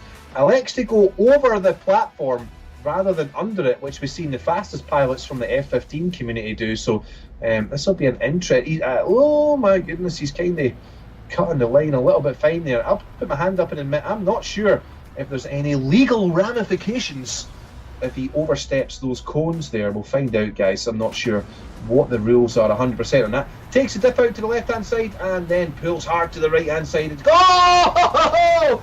Not hard enough, ladies and gentlemen, as the track bites back. Oh my goodness, dude. Oh my goodness. The track is biting back today, guys. We are 0-2 for pilots getting around the course. Next up is VIRPIL in the Mirage. Wow. Bang. Alright, VIRPIL coming up in the Mirage. So we're 0-2, guys. Let's see if VIRPIL can make it through. We're going to have to call this the... VIRPIL looks super close to Clyde with that second deck there, but as it goes around, air brake out, taking it upstairs with air brake, not coming out of burn, just elects to start rating around. Heavy on the G loading. Brings the air brake back in as he starts heading back downhill. And he's blocked out, guys! We're 0-3! Let's go! We are 0-3, ladies and gentlemen. No one is making it around in the lawn darts of death. Epion! Let's see if he can make it around. He is in the Dorito, the baguette. Other French words. Let's see what he can bring to the table. Alright, through the first gate with about 750 knots. Let's see if we can get somebody to the finish line, dude. Alright, not really setting up before the turns. Maybe finding himself a little bit behind. Comes out with air brake and takes it upstairs to shed off some speed to minimise the radius in this turn as much as he can. Being super aggressive on the way downhill. Brings the air brakes back in as he heads towards the Bridge of Freedom. Very tight entry here. We've not seen anybody take that tight. Very aggressive through the bridge as well, which is good. Elects to not really roll out. Starts climbing in a left-hand turn. An interesting take on the course here by Epion. I'd be happy to see. Very wide entry over the Maverick manoeuvre hill as well as he comes back downhill towards Feet Wet. We've not seen anybody from Group A or Group C so far take the lines that Epion has been taking. He might just be a low-key genius, guys, and has had this whole track worked out. He's good enough to make it to the finals, so my guy obviously knows what he's doing. But it'll be interesting to see just how he negotiates this last part. The biggest G manoeuvre coming up here, and that is 12G on the peak as he goes through sustaining high G to now overbank to the right hand side again, piling on the G. Doesn't want to black out. There's going to have to be a cheeky check on the air brakes there. Doesn't want to hit this Derek. Air brakes in, unloads and go. Nose down below the horizon and run. It's all about, as Jeremy Clarkson likes to say, power, as we head towards the finish line through the final gate for a 140.2. It's a new personal best. It says he's the 10th of 10. We didn't restart the server from the F15, so yeah, don't think the Mirage is going to be faster. Alright, straight up, guys. So that's good. Our guy got through. Epion got through. We got one through, guys. We are 1-3. Right, checkmate from the X51 squadron. Let's see if he can bring some experimental love into this. Nice setup before the turns. This is what we've seen Epion not do. He's set up on the bank before he gets to the corner, which is good. Brings the air brake out nice and early to minimise the turn radius as much as he can. Taking it upstairs to bleed off some energy off the aircraft. He's then going to bring the air brake in nice and early. The leading edge slats working overtime as he heads downhill towards the Bridge of Freedom. Has to thread the needle through this gate. Doesn't skip it, which is good. Comes around. How aggressive is he going to be? Do that. On my screen, he clipped that bridge. So he's been very lucky there to get away with that. And taking a much tighter line than Epion did through the Maverick manoeuvre. There's what we've seen the fastest F-15 pilots do. Coming around nice and close to that inside pylon. And skipping on the left-hand side of the trees as down Feet Wet he goes. Under these oil platforms, this seems to be what the fastest pilots do. They all go underneath the horizontal platform that sticks out there. We did see one F-15 actually hit his right wing off the platform. So you have to be careful. It is the track that bites back. as he takes it around for the high G element, peaking out at just at 13 Gs there, sustains back to 13 again, and takes a big cut out to the left as he over Gs to the right hand side again with the air brakes out a little bit, just to try and minimise that turn radius and not black out. And that is a great entry onto the back straight. He just needs to point at a straight line, keep the nose below the horizon and accelerate. Giggity, giggity, goo. This one looks fast. Boom. It's a 136.8. Now it says that it's the 8th fastest in this session. Now that is because we did not restart the server, guys. And it looks like the F15 brothers are a bit faster than the Baguettes. So we don't actually know. I think he's the fastest Mirage so far. Alright, Chills is up from the same X51 squadron. Let's see if he can bring some of that experimental skills. Alright, again, setting up the bank before the turn, nice and sensible, not too aggressive, some good straight line speed here.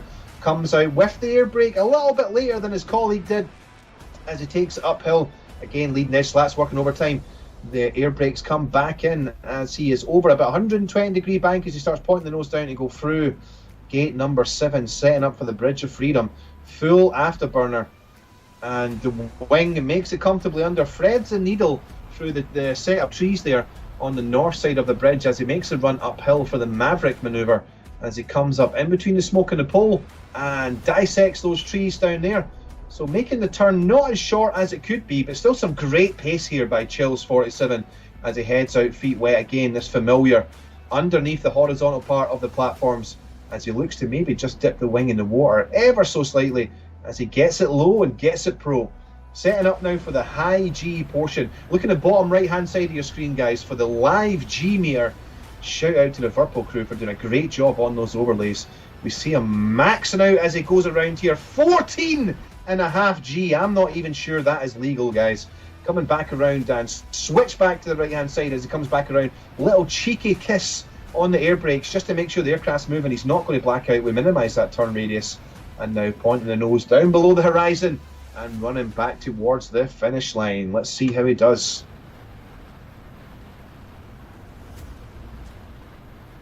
All right, it is 136.0. I believe he beats his colleague. So Chills knocking off his squadron mate and taking the first place so far provisionally.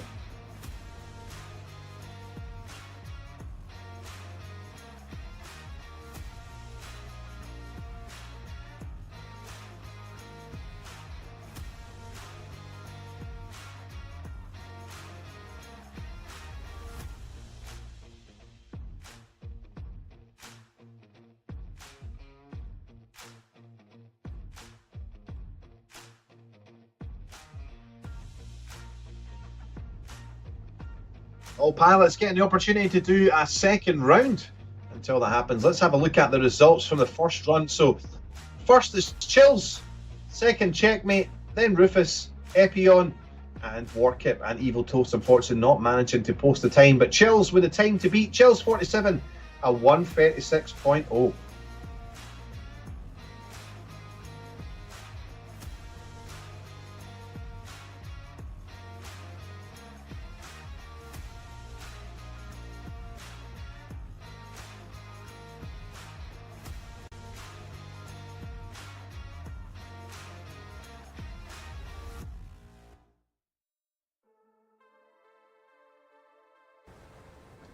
All right, back up is Peaceful Viper. His first run wasn't so peaceful. Hashtag spoiler alert. His first run wasn't so peaceful. Let's see if he can turn that frown upside down. He's coming out in the Eagle of Freedom. He needs to represent the Eagle community here and make sure he threads these needles. Coming back around. Good slap back. Coming back upstairs. No air brake out. That is an interesting way to do it. We've seen everybody else in Eagle, we've seen deploy the air brake going up there. Peaceful looking to not do that, and instead elects to just come out of burn. And we'll see if that works for him as he threads the needle through the trees and starts heading uphill towards the Maverick Top Gun style exit over the top of the hill. Great course here developed by the staff at VIRPIL. Sucks a squirrel or two out of that tree as he heads downhill back towards feet wet, accelerating down towards the oil platforms. This is what we see the fastest pilots do, threading underneath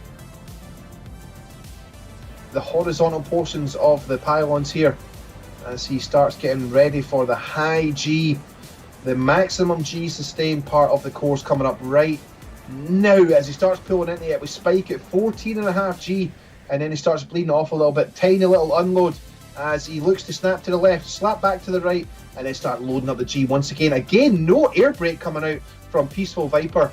He needs to make sure he gets this turn. This looks like it could be a good time, ladies and gentlemen, as he heads downhill. This looks good. Boom! He is through, and that is the fastest time so far with a 1:34.1. So the pressure was on Peaceful Viper, crashed on the first round, but he made it through. Another guy that's under pressure is our good friend 131st Evil Toast in his baguette. Crashed on his first round out. Has to post a time here to be with a chance of winning. Let's see. Good through the first gate. Very close through the second gate as it goes through. Third looks good. Starts bobbing and weaving. Threading needles as it goes through for the nose up with the air brake out. Leading edge slats working overtime as he now starts to overbank and start heading downhill. Looking at where he needs to be. Downhill we go. Threading through this gate. This is going to be slightly tight, but he will make it as he goes through. Setting up for the Bridge of Freedom. Split the trees, and now we're heading uphill.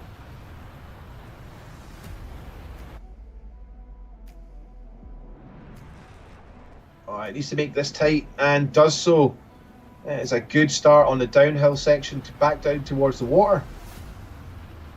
And we are feet wet again, ladies and gentlemen.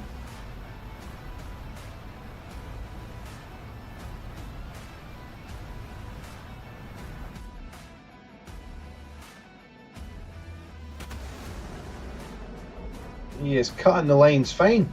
Here is the biggest G component of the track. Spikes just above 10 G. Unloads, rolling it back up again to 13 G as he comes round. Dabble of air brake coming out there. He's still got the air brake out. Still got the air brake out. I wonder if he's forgotten that. I think this is a serious mistake here by Evil Toast, guys. Still got the air brake out. Air brake's been out for a while. Oh, he brings it back in now, though. Might have been part of his plan. Different strokes for different folks. Let's see if it's enough.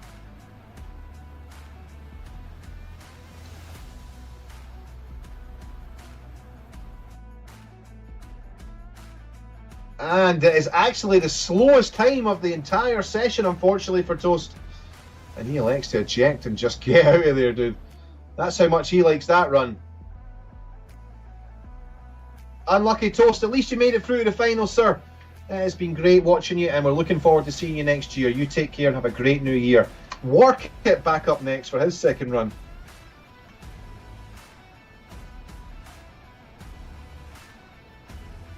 So Warkit, again, setting up for gate 2, nice and aggressive with the roll, and then the pull as he goes through, taking the air brakes out very, very early to set up, to minimise the radius of this big 270-degree turn as he takes the nose up once again in that overbank, looking to thread the needle through these two oil platforms as he heads down towards the bridge. Splitting the trees, nicely done. Alright, unloads a little bit, a bit of straight line acceleration as he starts heading back uphill.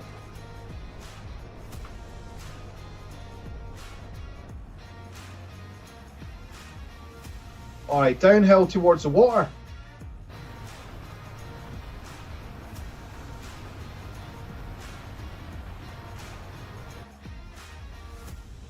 Back out, feet wet.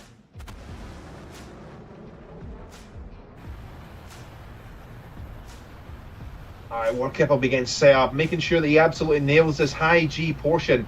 And it is just about to start. Now he's going to start loading instantaneous 13G and then bleeds off a little bit, unloads in, back up to nearly 12G as he takes the cut to the left, snaps back to the right with the air brake out again just a little bit, and then brings it in nice and early again, and then minimises the radius on that turn, and skiffs a bit of paint off the outside of the oil platform there as he straight lines it back down towards the finish line. Let's see what the time is.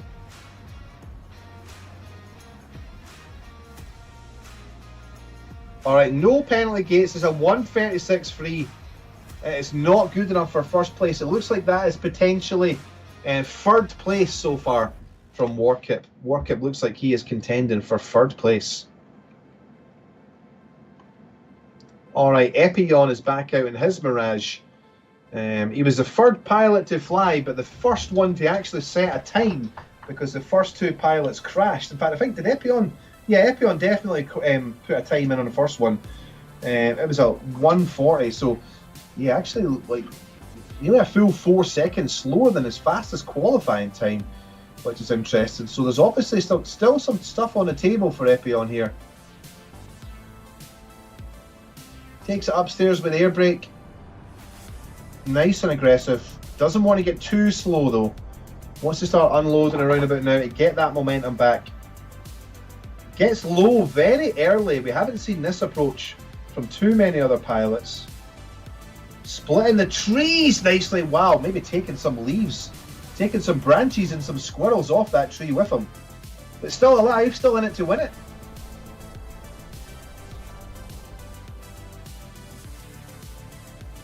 Good exit over the Top Gun style hill and back out feet wet.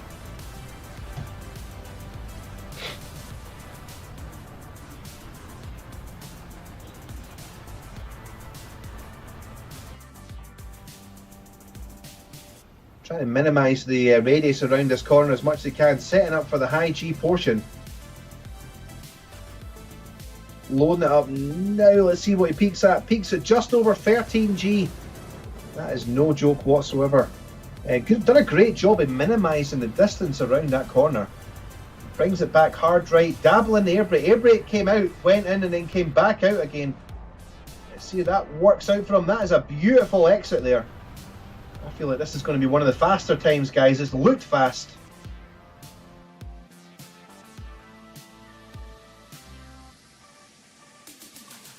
And it's actually a 1:39.6.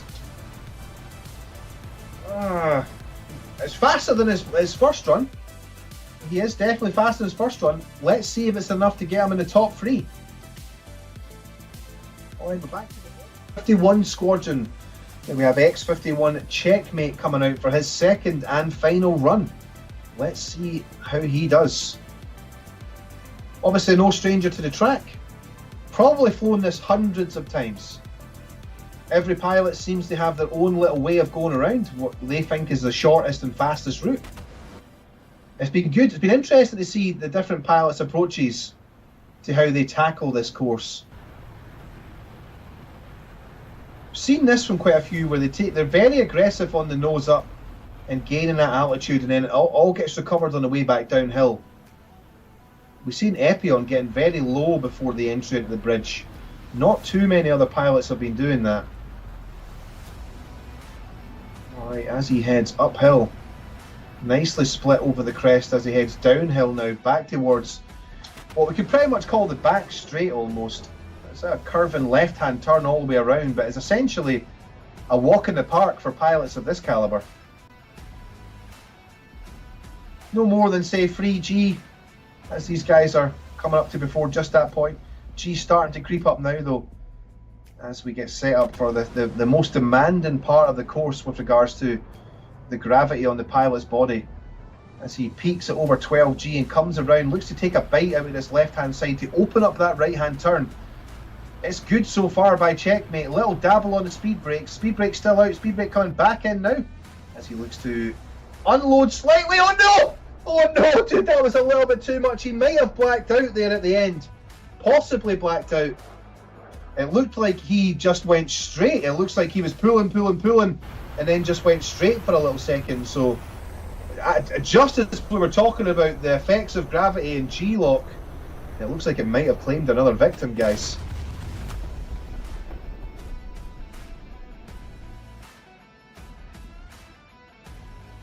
Alright, waiting on our last pilot to come out. It should be Chills47, I believe, from the same squadron. The fastest qualifier Let's see how he gets on his final run.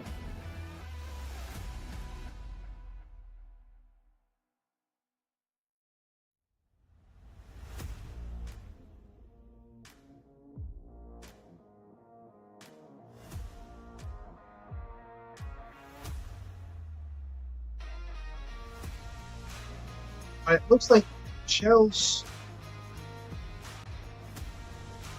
potentially. So Chill's got disconnected, but it looks like he has already won. However, we're all going to give him the opportunity to try and improve his time, but no one's came close to his time.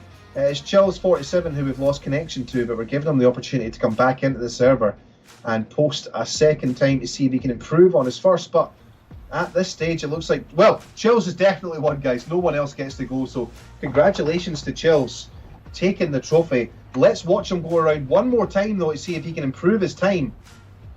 This is for the gram. He's already got first place. This is just for the gram and the memes. Nice and early on the air brake. Takes it upstairs. This seems to be the winner's line, guys. They take it upstairs and then they're just super aggressive with the nose coming back down here to recover as much airspeed as possible, and then pull up to translate that into ground speed. Get in between those two trees, banks of trees there, and then start heading back up again to Top Gun Maverick Hill. Round the first set, scrapes the wing off the ground. He's leaving nothing on the table here.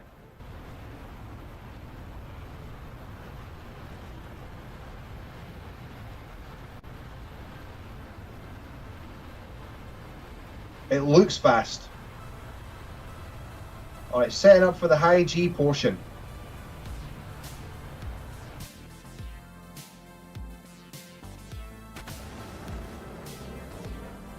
It's a good line.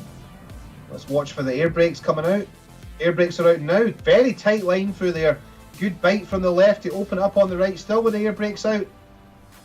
Air brakes coming in now. This is super tight. That's the tightest line we've seen around that turn.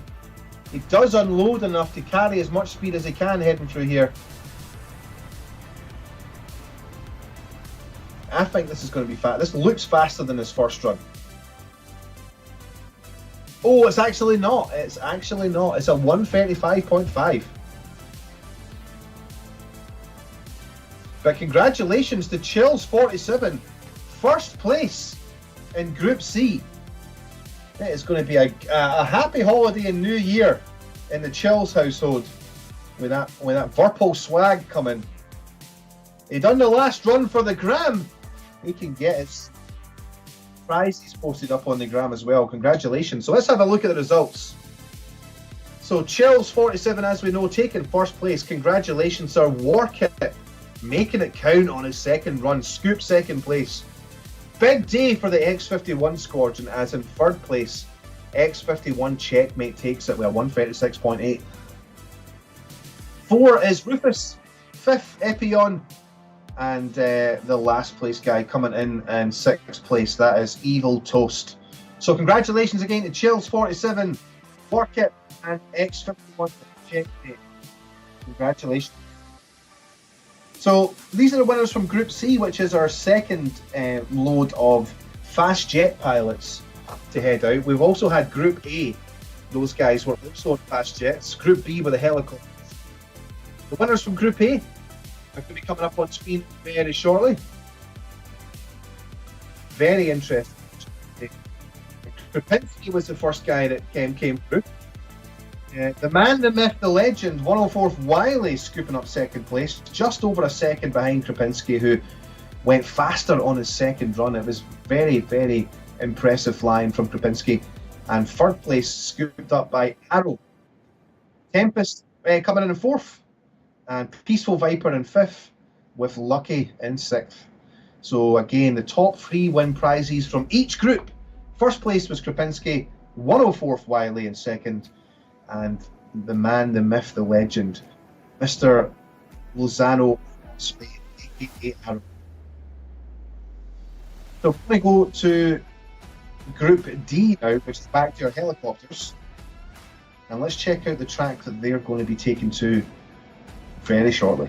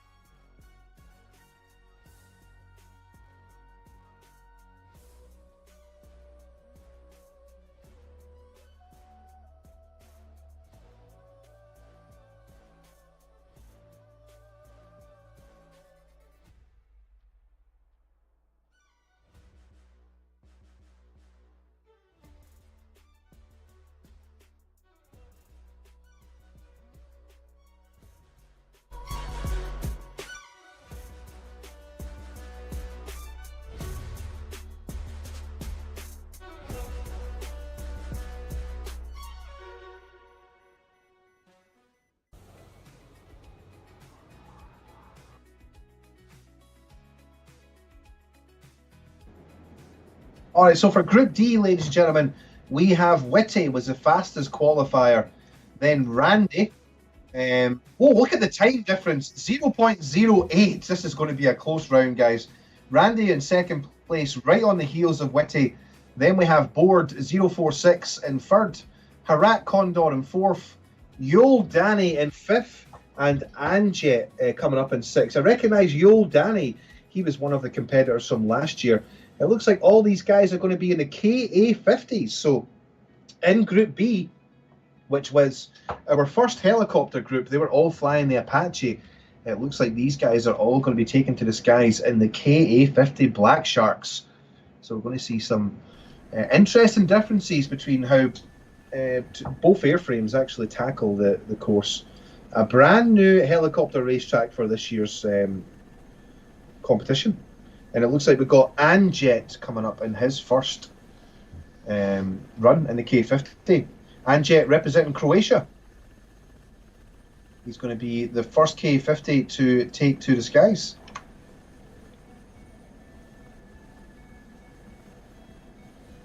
We have just given him the thumbs up, so whenever he is ready, he will get into the skies and post the first time. So the way it works is we allow the fastest qualifying time to go last. So the first people that fly, so we start from the slowest and we get faster. So Anjet was the slowest qualifier. He's at just almost 4 seconds behind the pace, 3.79 from the fastest time. But that doesn't mean that he is necessarily going to be the slowest person today in the finals. He has the opportunity, just like everybody else, to post the fastest time.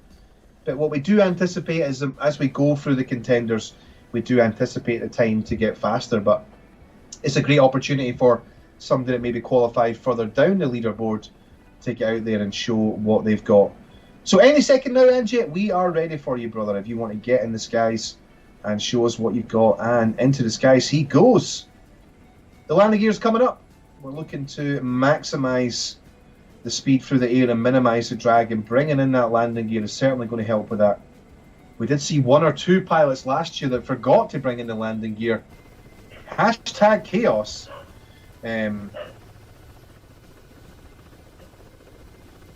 Ingress, as the Apache pilots did, looking to climb up a little bit and then dive down. Doesn't want to get too fast though, bizarrely. Counterintuitively, he doesn't want to go too fast. If he gets too fast, he risks having a rotor collision with the 2 main rotor sections above the mast in the K50.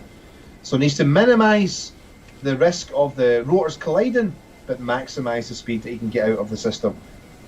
And already we're at 200 knots. Wow, goes through gate 1 with 200 knots, guys. That is fantastic. Needs to be very precise here. And it is not good enough, ladies and gentlemen. Somebody call the rescue helicopter. We are going down. Anjet just getting a little bit too close to the second gate obstacle there. And yeah, pressure's on for Anjet now to make sure that he doesn't do that. He only gets 2 opportunities, and that is his first one gone. All right, to the skies, we have Yol Danny taken now for his first round. Hopefully he's not too distracted by the absolute fiery chaos that lies up in front of him. He's going to have to just be a true professional and make sure he just focuses that out of his mind and concentrates on the track rather than the billowing cloud of fire and smoke that lies ahead. But yeah, we've seen Anjet go through with 200 knots through gate number 1.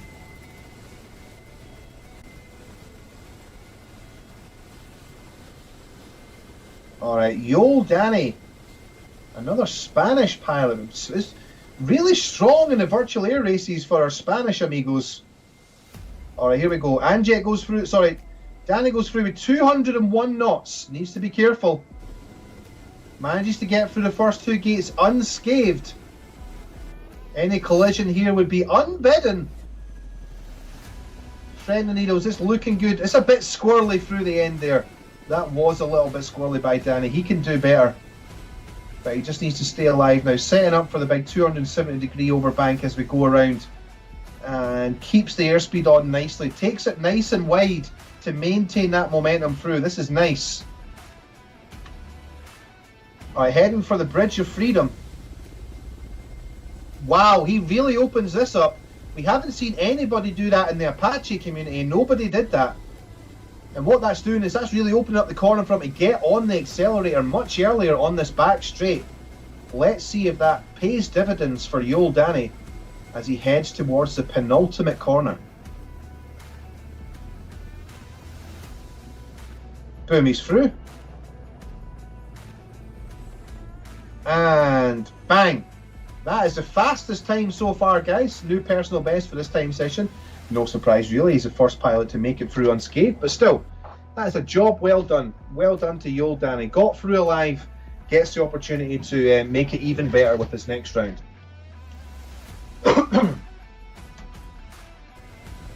Harat Condor is up next. Harat Condor taken to the skies in his K50. Looks like he's going for the camo scheme. Like it. Well, again, looking to maximize the elevation so that he can dive down. The fastest gate 1 entry speed we've seen was about 201, 202 knots from Yul Danny. So let's see what Harat can bring to the table.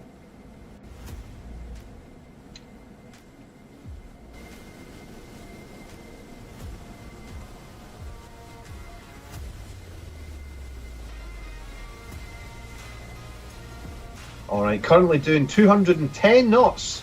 Goes through gate 1 with 214 knots. That is no joke, dude.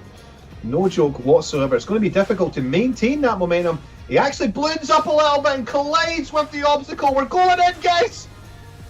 We are going in, ladies and gentlemen. That is a big, big issue that we've seen last year. If you're too fast, you sacrifice the maneuverability in the K50. In any helicopter, you sacrifice the maneuverability. And because at the start of the track, the gates are very close together, so you have to be incredibly precise about where you place the aircraft. And if you're going too fast, you're not going to be able to maneuver the aircraft quickly enough without causing a collision on the rotor blades above the aircraft to get out of the way of the obstacles. We've seen that happen so many times last year and the year before that. We've just seen the second K50 bite the dust after being just a little bit too greedy on the controls and not getting the maneuverability as a result. Right, we have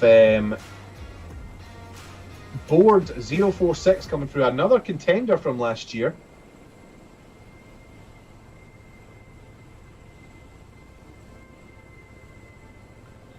Some good methodical entry. You see how methodical that is, guys? It's like it's a really nice melody. All right, it's very, very methodical, very rhythmic. He's not all over the place. This is very smooth. Normally when it's smooth, it's fast.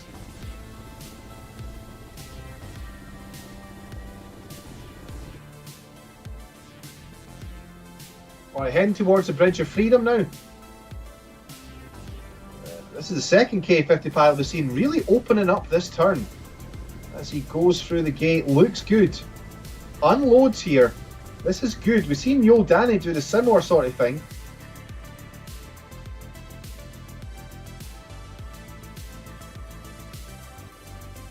This time looks fast, guys. I think this potentially could be the fastest time so far. This has been a very smooth run. Very smooth. Alright, through we go. Boom. That is the fastest time of the whole session, guys. A 104.57. What a way to represent, dude. Well done. Fantastic. Board 046. Somebody get him signed up on TikTok. He knows what he's doing. Alright, VFT Randy taken to the skies now.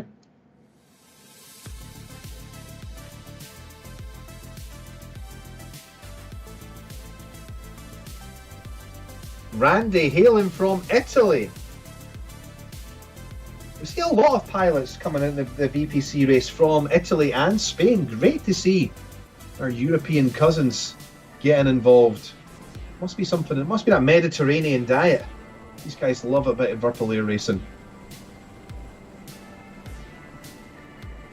I recognise the name as well from the previous years. So again, Randy, no stranger to the VIRPIL air race. He's looking to do this traditional downhill start. Now, we've seen the fastest pilot through gate 1 was 214 knots. Let's see what Randy comes to the table with. Right, 208 knots through gate 1. So he definitely is in the ballpark. Oh no! Somebody fell! Oh no! Oh, another one, dude. Another one. You cannot be too greedy with the speed, guys. You cannot be too greedy. Alright, the faster you go through gate 1, the less maneuverability you have to go through gate 2. These pilots finding out the hard way. Alright, next up is going to be Witty. Oh my goodness, some serious casualties. Serious casualties.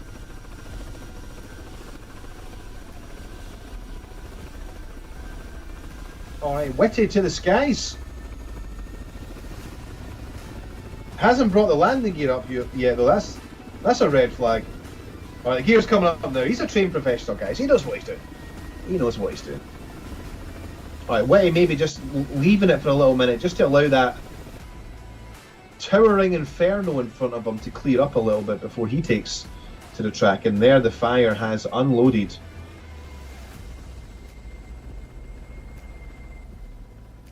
So if you want to win a prize, you need to be the guy that doesn't die. So there's a joke in there somewhere, guys. There's a rough patch in there. We'll work that out. If you want to win a prize, you got to be the guy that doesn't die. No, that's the same words, Maverick. It makes sense in my head. All right, I know what I'm saying. I know what I want to say. All right, Witty going through gate 1 with 222 knots. Oh my goodness. Oh no, it's too much, dude. Think of your family, sir. Get out of there. Ah, brother. Dude, the writing is on the wall. You just need to get round. You just need to get round. Witty checking out too early. That wasn't even a collision with the gate, ladies and gentlemen. That was a rotor collision.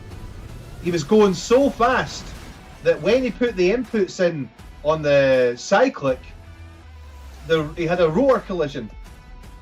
So it's all about finding that middle ground.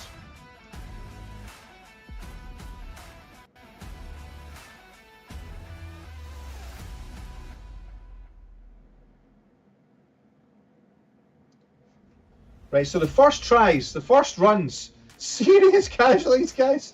Serious casualties. 4 bros didn't make it. 4 pilots didn't make it. This has been the worst we've ever seen.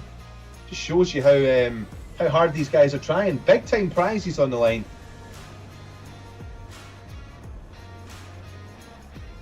If you want to win a prize, you need to be the guy that never dies. There we go. I got it, guys. I got it out there. We got it out. We got it out in the end. Alright, here we go for Anjet and his second run. Anjet needs a good time. Needs a good time. Here we go. If you want to win a prize, you got to stay in the skies. My man Skitsy. I always knew I could count on you, brother. It's a good shot by Anjet. He needs to be careful! Nope, it is gone now. It is gone. He's missed the gate. Oh no, bro. We'd never like to see this happen. It looks easy, guys. I can guarantee you it is not easy. It is not easy at all. So the start of the course is the most difficult part because the gates are so close together and you're entering with the highest speed. But Anjet is bravely soldiering on. It looks like this time might be 9 minutes and 99 seconds. But at least he's going to complete the course.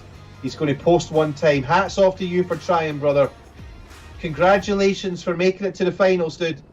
I'm sure we're going to see you next year, Anjet, and you can have a chance of righting those wrongs, bro, and trying to do a better job next time. But it's been great to see you, Anjet. Sadly, he's not done enough, but he made it to the finals, guys. And hey, listen, this is not going to be the fastest time. It's not even going to be the second fastest time. But if he gets he will get the third fastest time so far. And if the other guys crash, my guy might still win a prize, bro. My guy might still win a prize. So let's see. It's not over till it's over. It is not over until it's over. Right, we got Yo Danny taken to the skies again. Let's go, Danny. Let's go.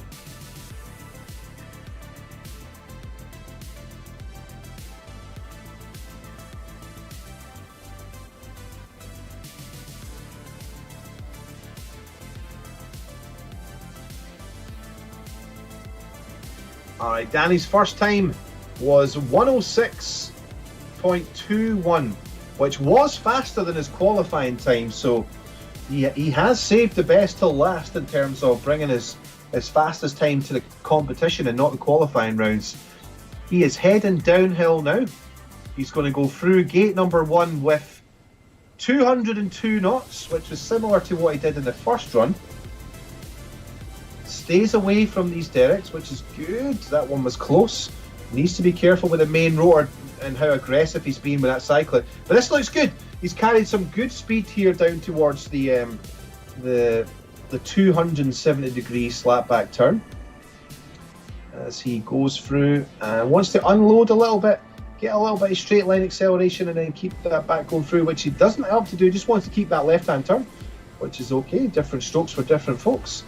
Now opens up that turn on the Bridge of Freedom as he rolls around through, standing on that left pedal to get that tail to swing around to the right-hand side as he unloads.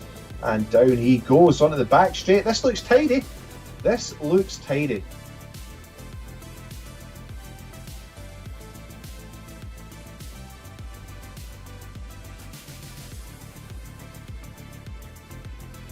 Through the penultimate corner. And through the last gate. Nice one. Alright, that is the second fastest time so far. So Yo Danny does improve. So I think Witty is still the guy in first place, but Yo Danny doing a great job. In fact, it might be Hara. I'm not sure. I can't. Did I be slapped in the face too many times? I cannot remember. But we've got Harak Condor coming up next.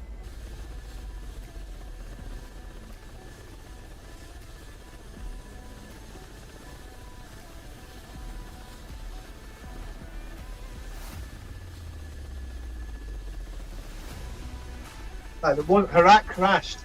Harak crashed on the first nicker. But his qualifying time was a 106, which was the same as Yo Danny. So there is time on the board here for Harak, if he can pull it off. Now we did see a message come up that the server's going to restart in less than 10 minutes. We're just going to have a quick discussion about how to do this. Yeah, I think what we'll do is we'll get the server restarted. We will show you guys some information about the prizes that the pilots are competing for. We'll see you once we've got the server quickly restarted.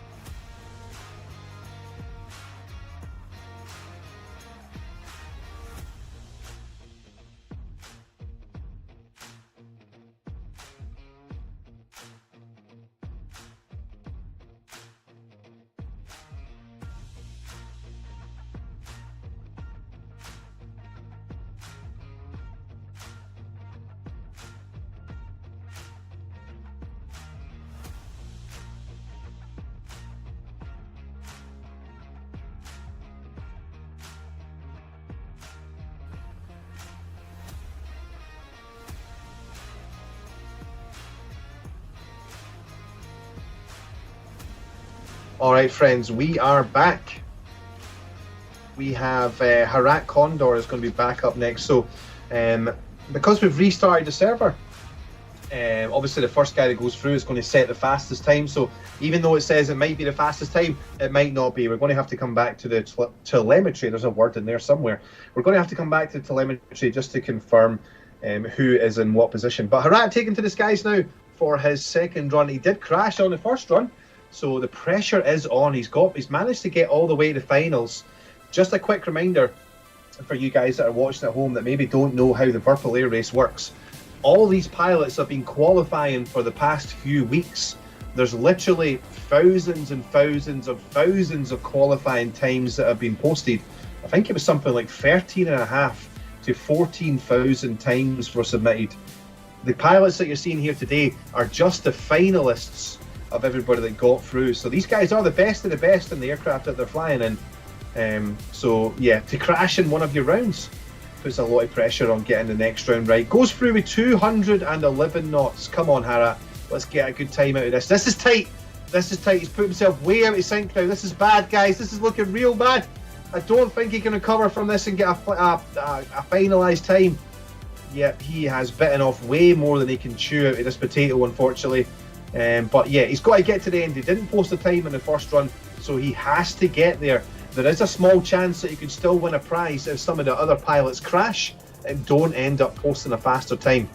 Remember, if you want to win a prize, you've got to stay in the skies. So if somebody crashes, they take themselves out of the they take themselves into the elimination zone and don't get the chance to take home. So it could be that somebody comes in third place with one of the slowest times we've ever seen because everybody else crashed. So even though it's not looking like it's on, you got to be there. You got to be there. Right, onto the back straight goes Harat, heading downhill now. He'll be feeling it. He'll be he'll be beating himself up a little bit. He knows he's left a lot of time on the clock here. But hey, there's always next year, brother. And he goes through for a 112.6. He will not be happy with that. So unhappy that he intentionally rips off the rotor blades and goes into the sea. Alright, who have we got next? We have, I can find out where we are. Here we go. We got Board 046 coming up next. Alright, so Board did set a really good time. This was, so Board was the pilot. Now his run looked the smoothest. Out of all the pilots that we've seen, Board's flight, he looked the smoothest. So my guy Dimitri is a wise wolf, 50 years young, ladies and gentlemen. So this is not just for the cool kids on, what is it, FaceTube and Ubook, on TikTok and InstaTalk. All right, this is for some of the wiser wolves among the community as well. So Dimitri heading downhill at a good rate. He's doing 280 knots right now. Goes through gate 1 with 215 knots, so that's manageable. Can he make it work for him though? Oh no! Somebody call an ambulance! God damn it! He goes down, dude. He goes down. The wise wolf checks out. Well, he did set a very fast time for his first round, so hopefully that's going to do him. That's going to pay the bills for him. VFT Randy is up next. Randy taken to the skies now. Pressure's on for Randy as well. It was a difficult round for him last one. He did not. He crashed in the first time out. So yeah, the pressure is on. The pressure is on. Some great instant replays by the team coming in. Alright guys, make sure you hit that like button if you're watching live right now. Hit that like button, guys. It really helps to promote the video across the YouTube community and get more people involved with the Shadows Trophy.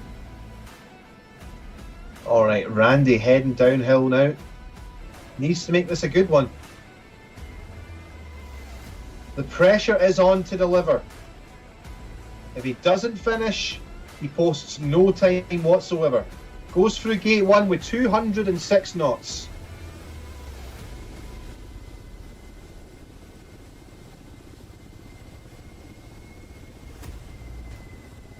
But this looks good.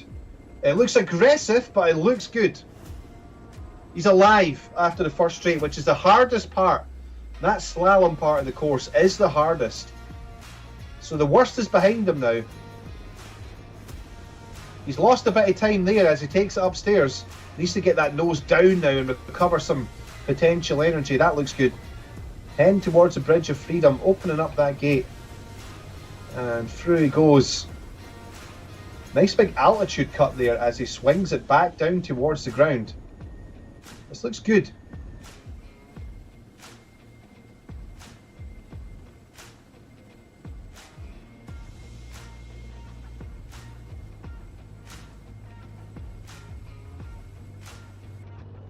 Alright, flipping up. Unload for dockside. And through he goes. That is the fastest time of this session. But again, just as a reminder, sorry, that is because we restarted the server. But certainly that looks like it's top 3 material from Randy. That does look like there's a great potential for top 3. Alright, we have Witty, the fastest pilot in the qualifiers, taken to the skies now. Love the paint scheme on this. This is a cool looking one. Anybody know which livery this is? I like it. Yeah, taken to the skies now. The gear is up.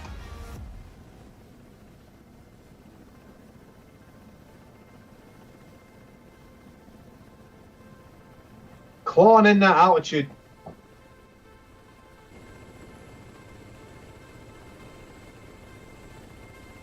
So Witty, being the fastest pilot in the qualifiers, actually crashed on his first run. So the pressure for Witty has to be massive. Imagine this, guys. He's qualified as the fastest pilot in the K50 and then crashed on his first run. Witty must be feeling the pressure. I know he's a trained professional though, we've seen him fly before. I'm confident he can make it. Let's go, Witty, let's go. Positive vibes, sir. You can do it, brother, let's go.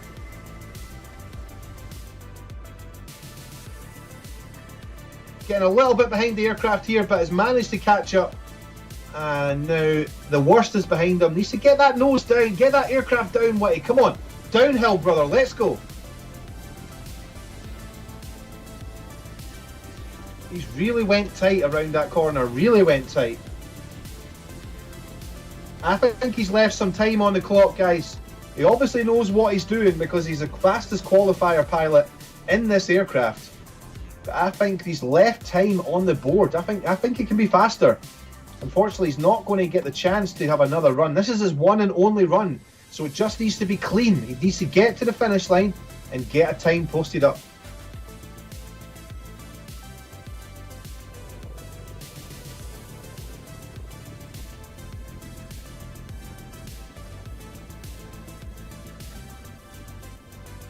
And through he goes. And yeah, it's a 1070, guys. It's not even the fastest time since we restarted the server. So it doesn't look like Witty has done enough to win. Absolute shock horror, guys. It's not often that we see the fastest pilot from the qualification rounds not scooping the victory. So I know Witty has to be disappointed with that. Alright, we're going to get the official results up on screen any second now. My producers are telling me in my ear. So here we go, guys. Group D. The best time was Board 046 with a 104.57. So Board takes first place. Yul Danny takes second with a 106.1. And VFT Randy taking third with a 107.0. Congratulations, guys. Witty falls down to fourth place. Harap in fifth, and Anjet, unfortunately, 10 seconds off the pace. But hey, anything could have happened, Anjet. Yeah, congratulations, guys. Board 046 first place, Yul Danny in second, and Randy in third. Congratulations. Some massive prizes coming down the line for those helicopter pilots and the winners in Group D. Wow. What a way to wrap up the last group. That was insane. So many crashes, so much pressure that the pilots got through it. Absolutely fantastic. Congratulations to all the winners.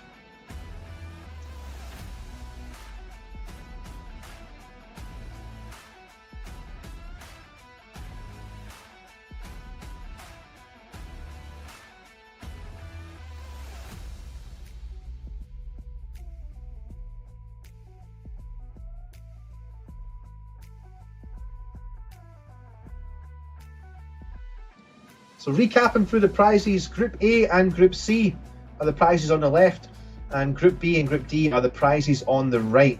But the winners have the option of swapping their prizes for first place to get €1,000, second place to get €500, and third place has the option of swapping for €200, all to be used. These are all gift vouchers for the VIRPIL store, so absolutely massive prizes from VIRPIL, guys.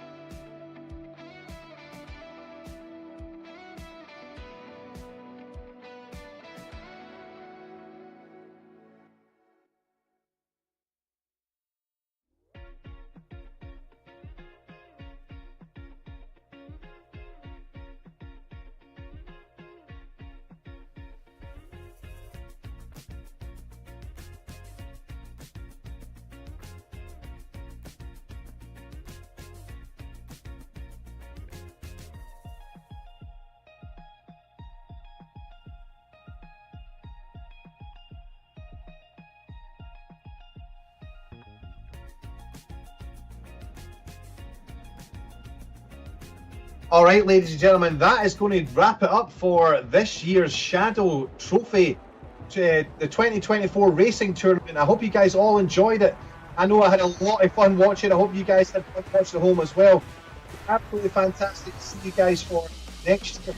I'm hoping that you will see more of the gaps. The qualifications will be posted on the VIRPIL social media, so make sure you follow VIRPIL on their social media at the channel description, and I look forward to seeing you champions next year for some more epic air race action. I've been your host, 104 Maverick. Look after yourselves. Top gun and volleyball, ladies and gentlemen. I am not Scott Manley. Fly safe.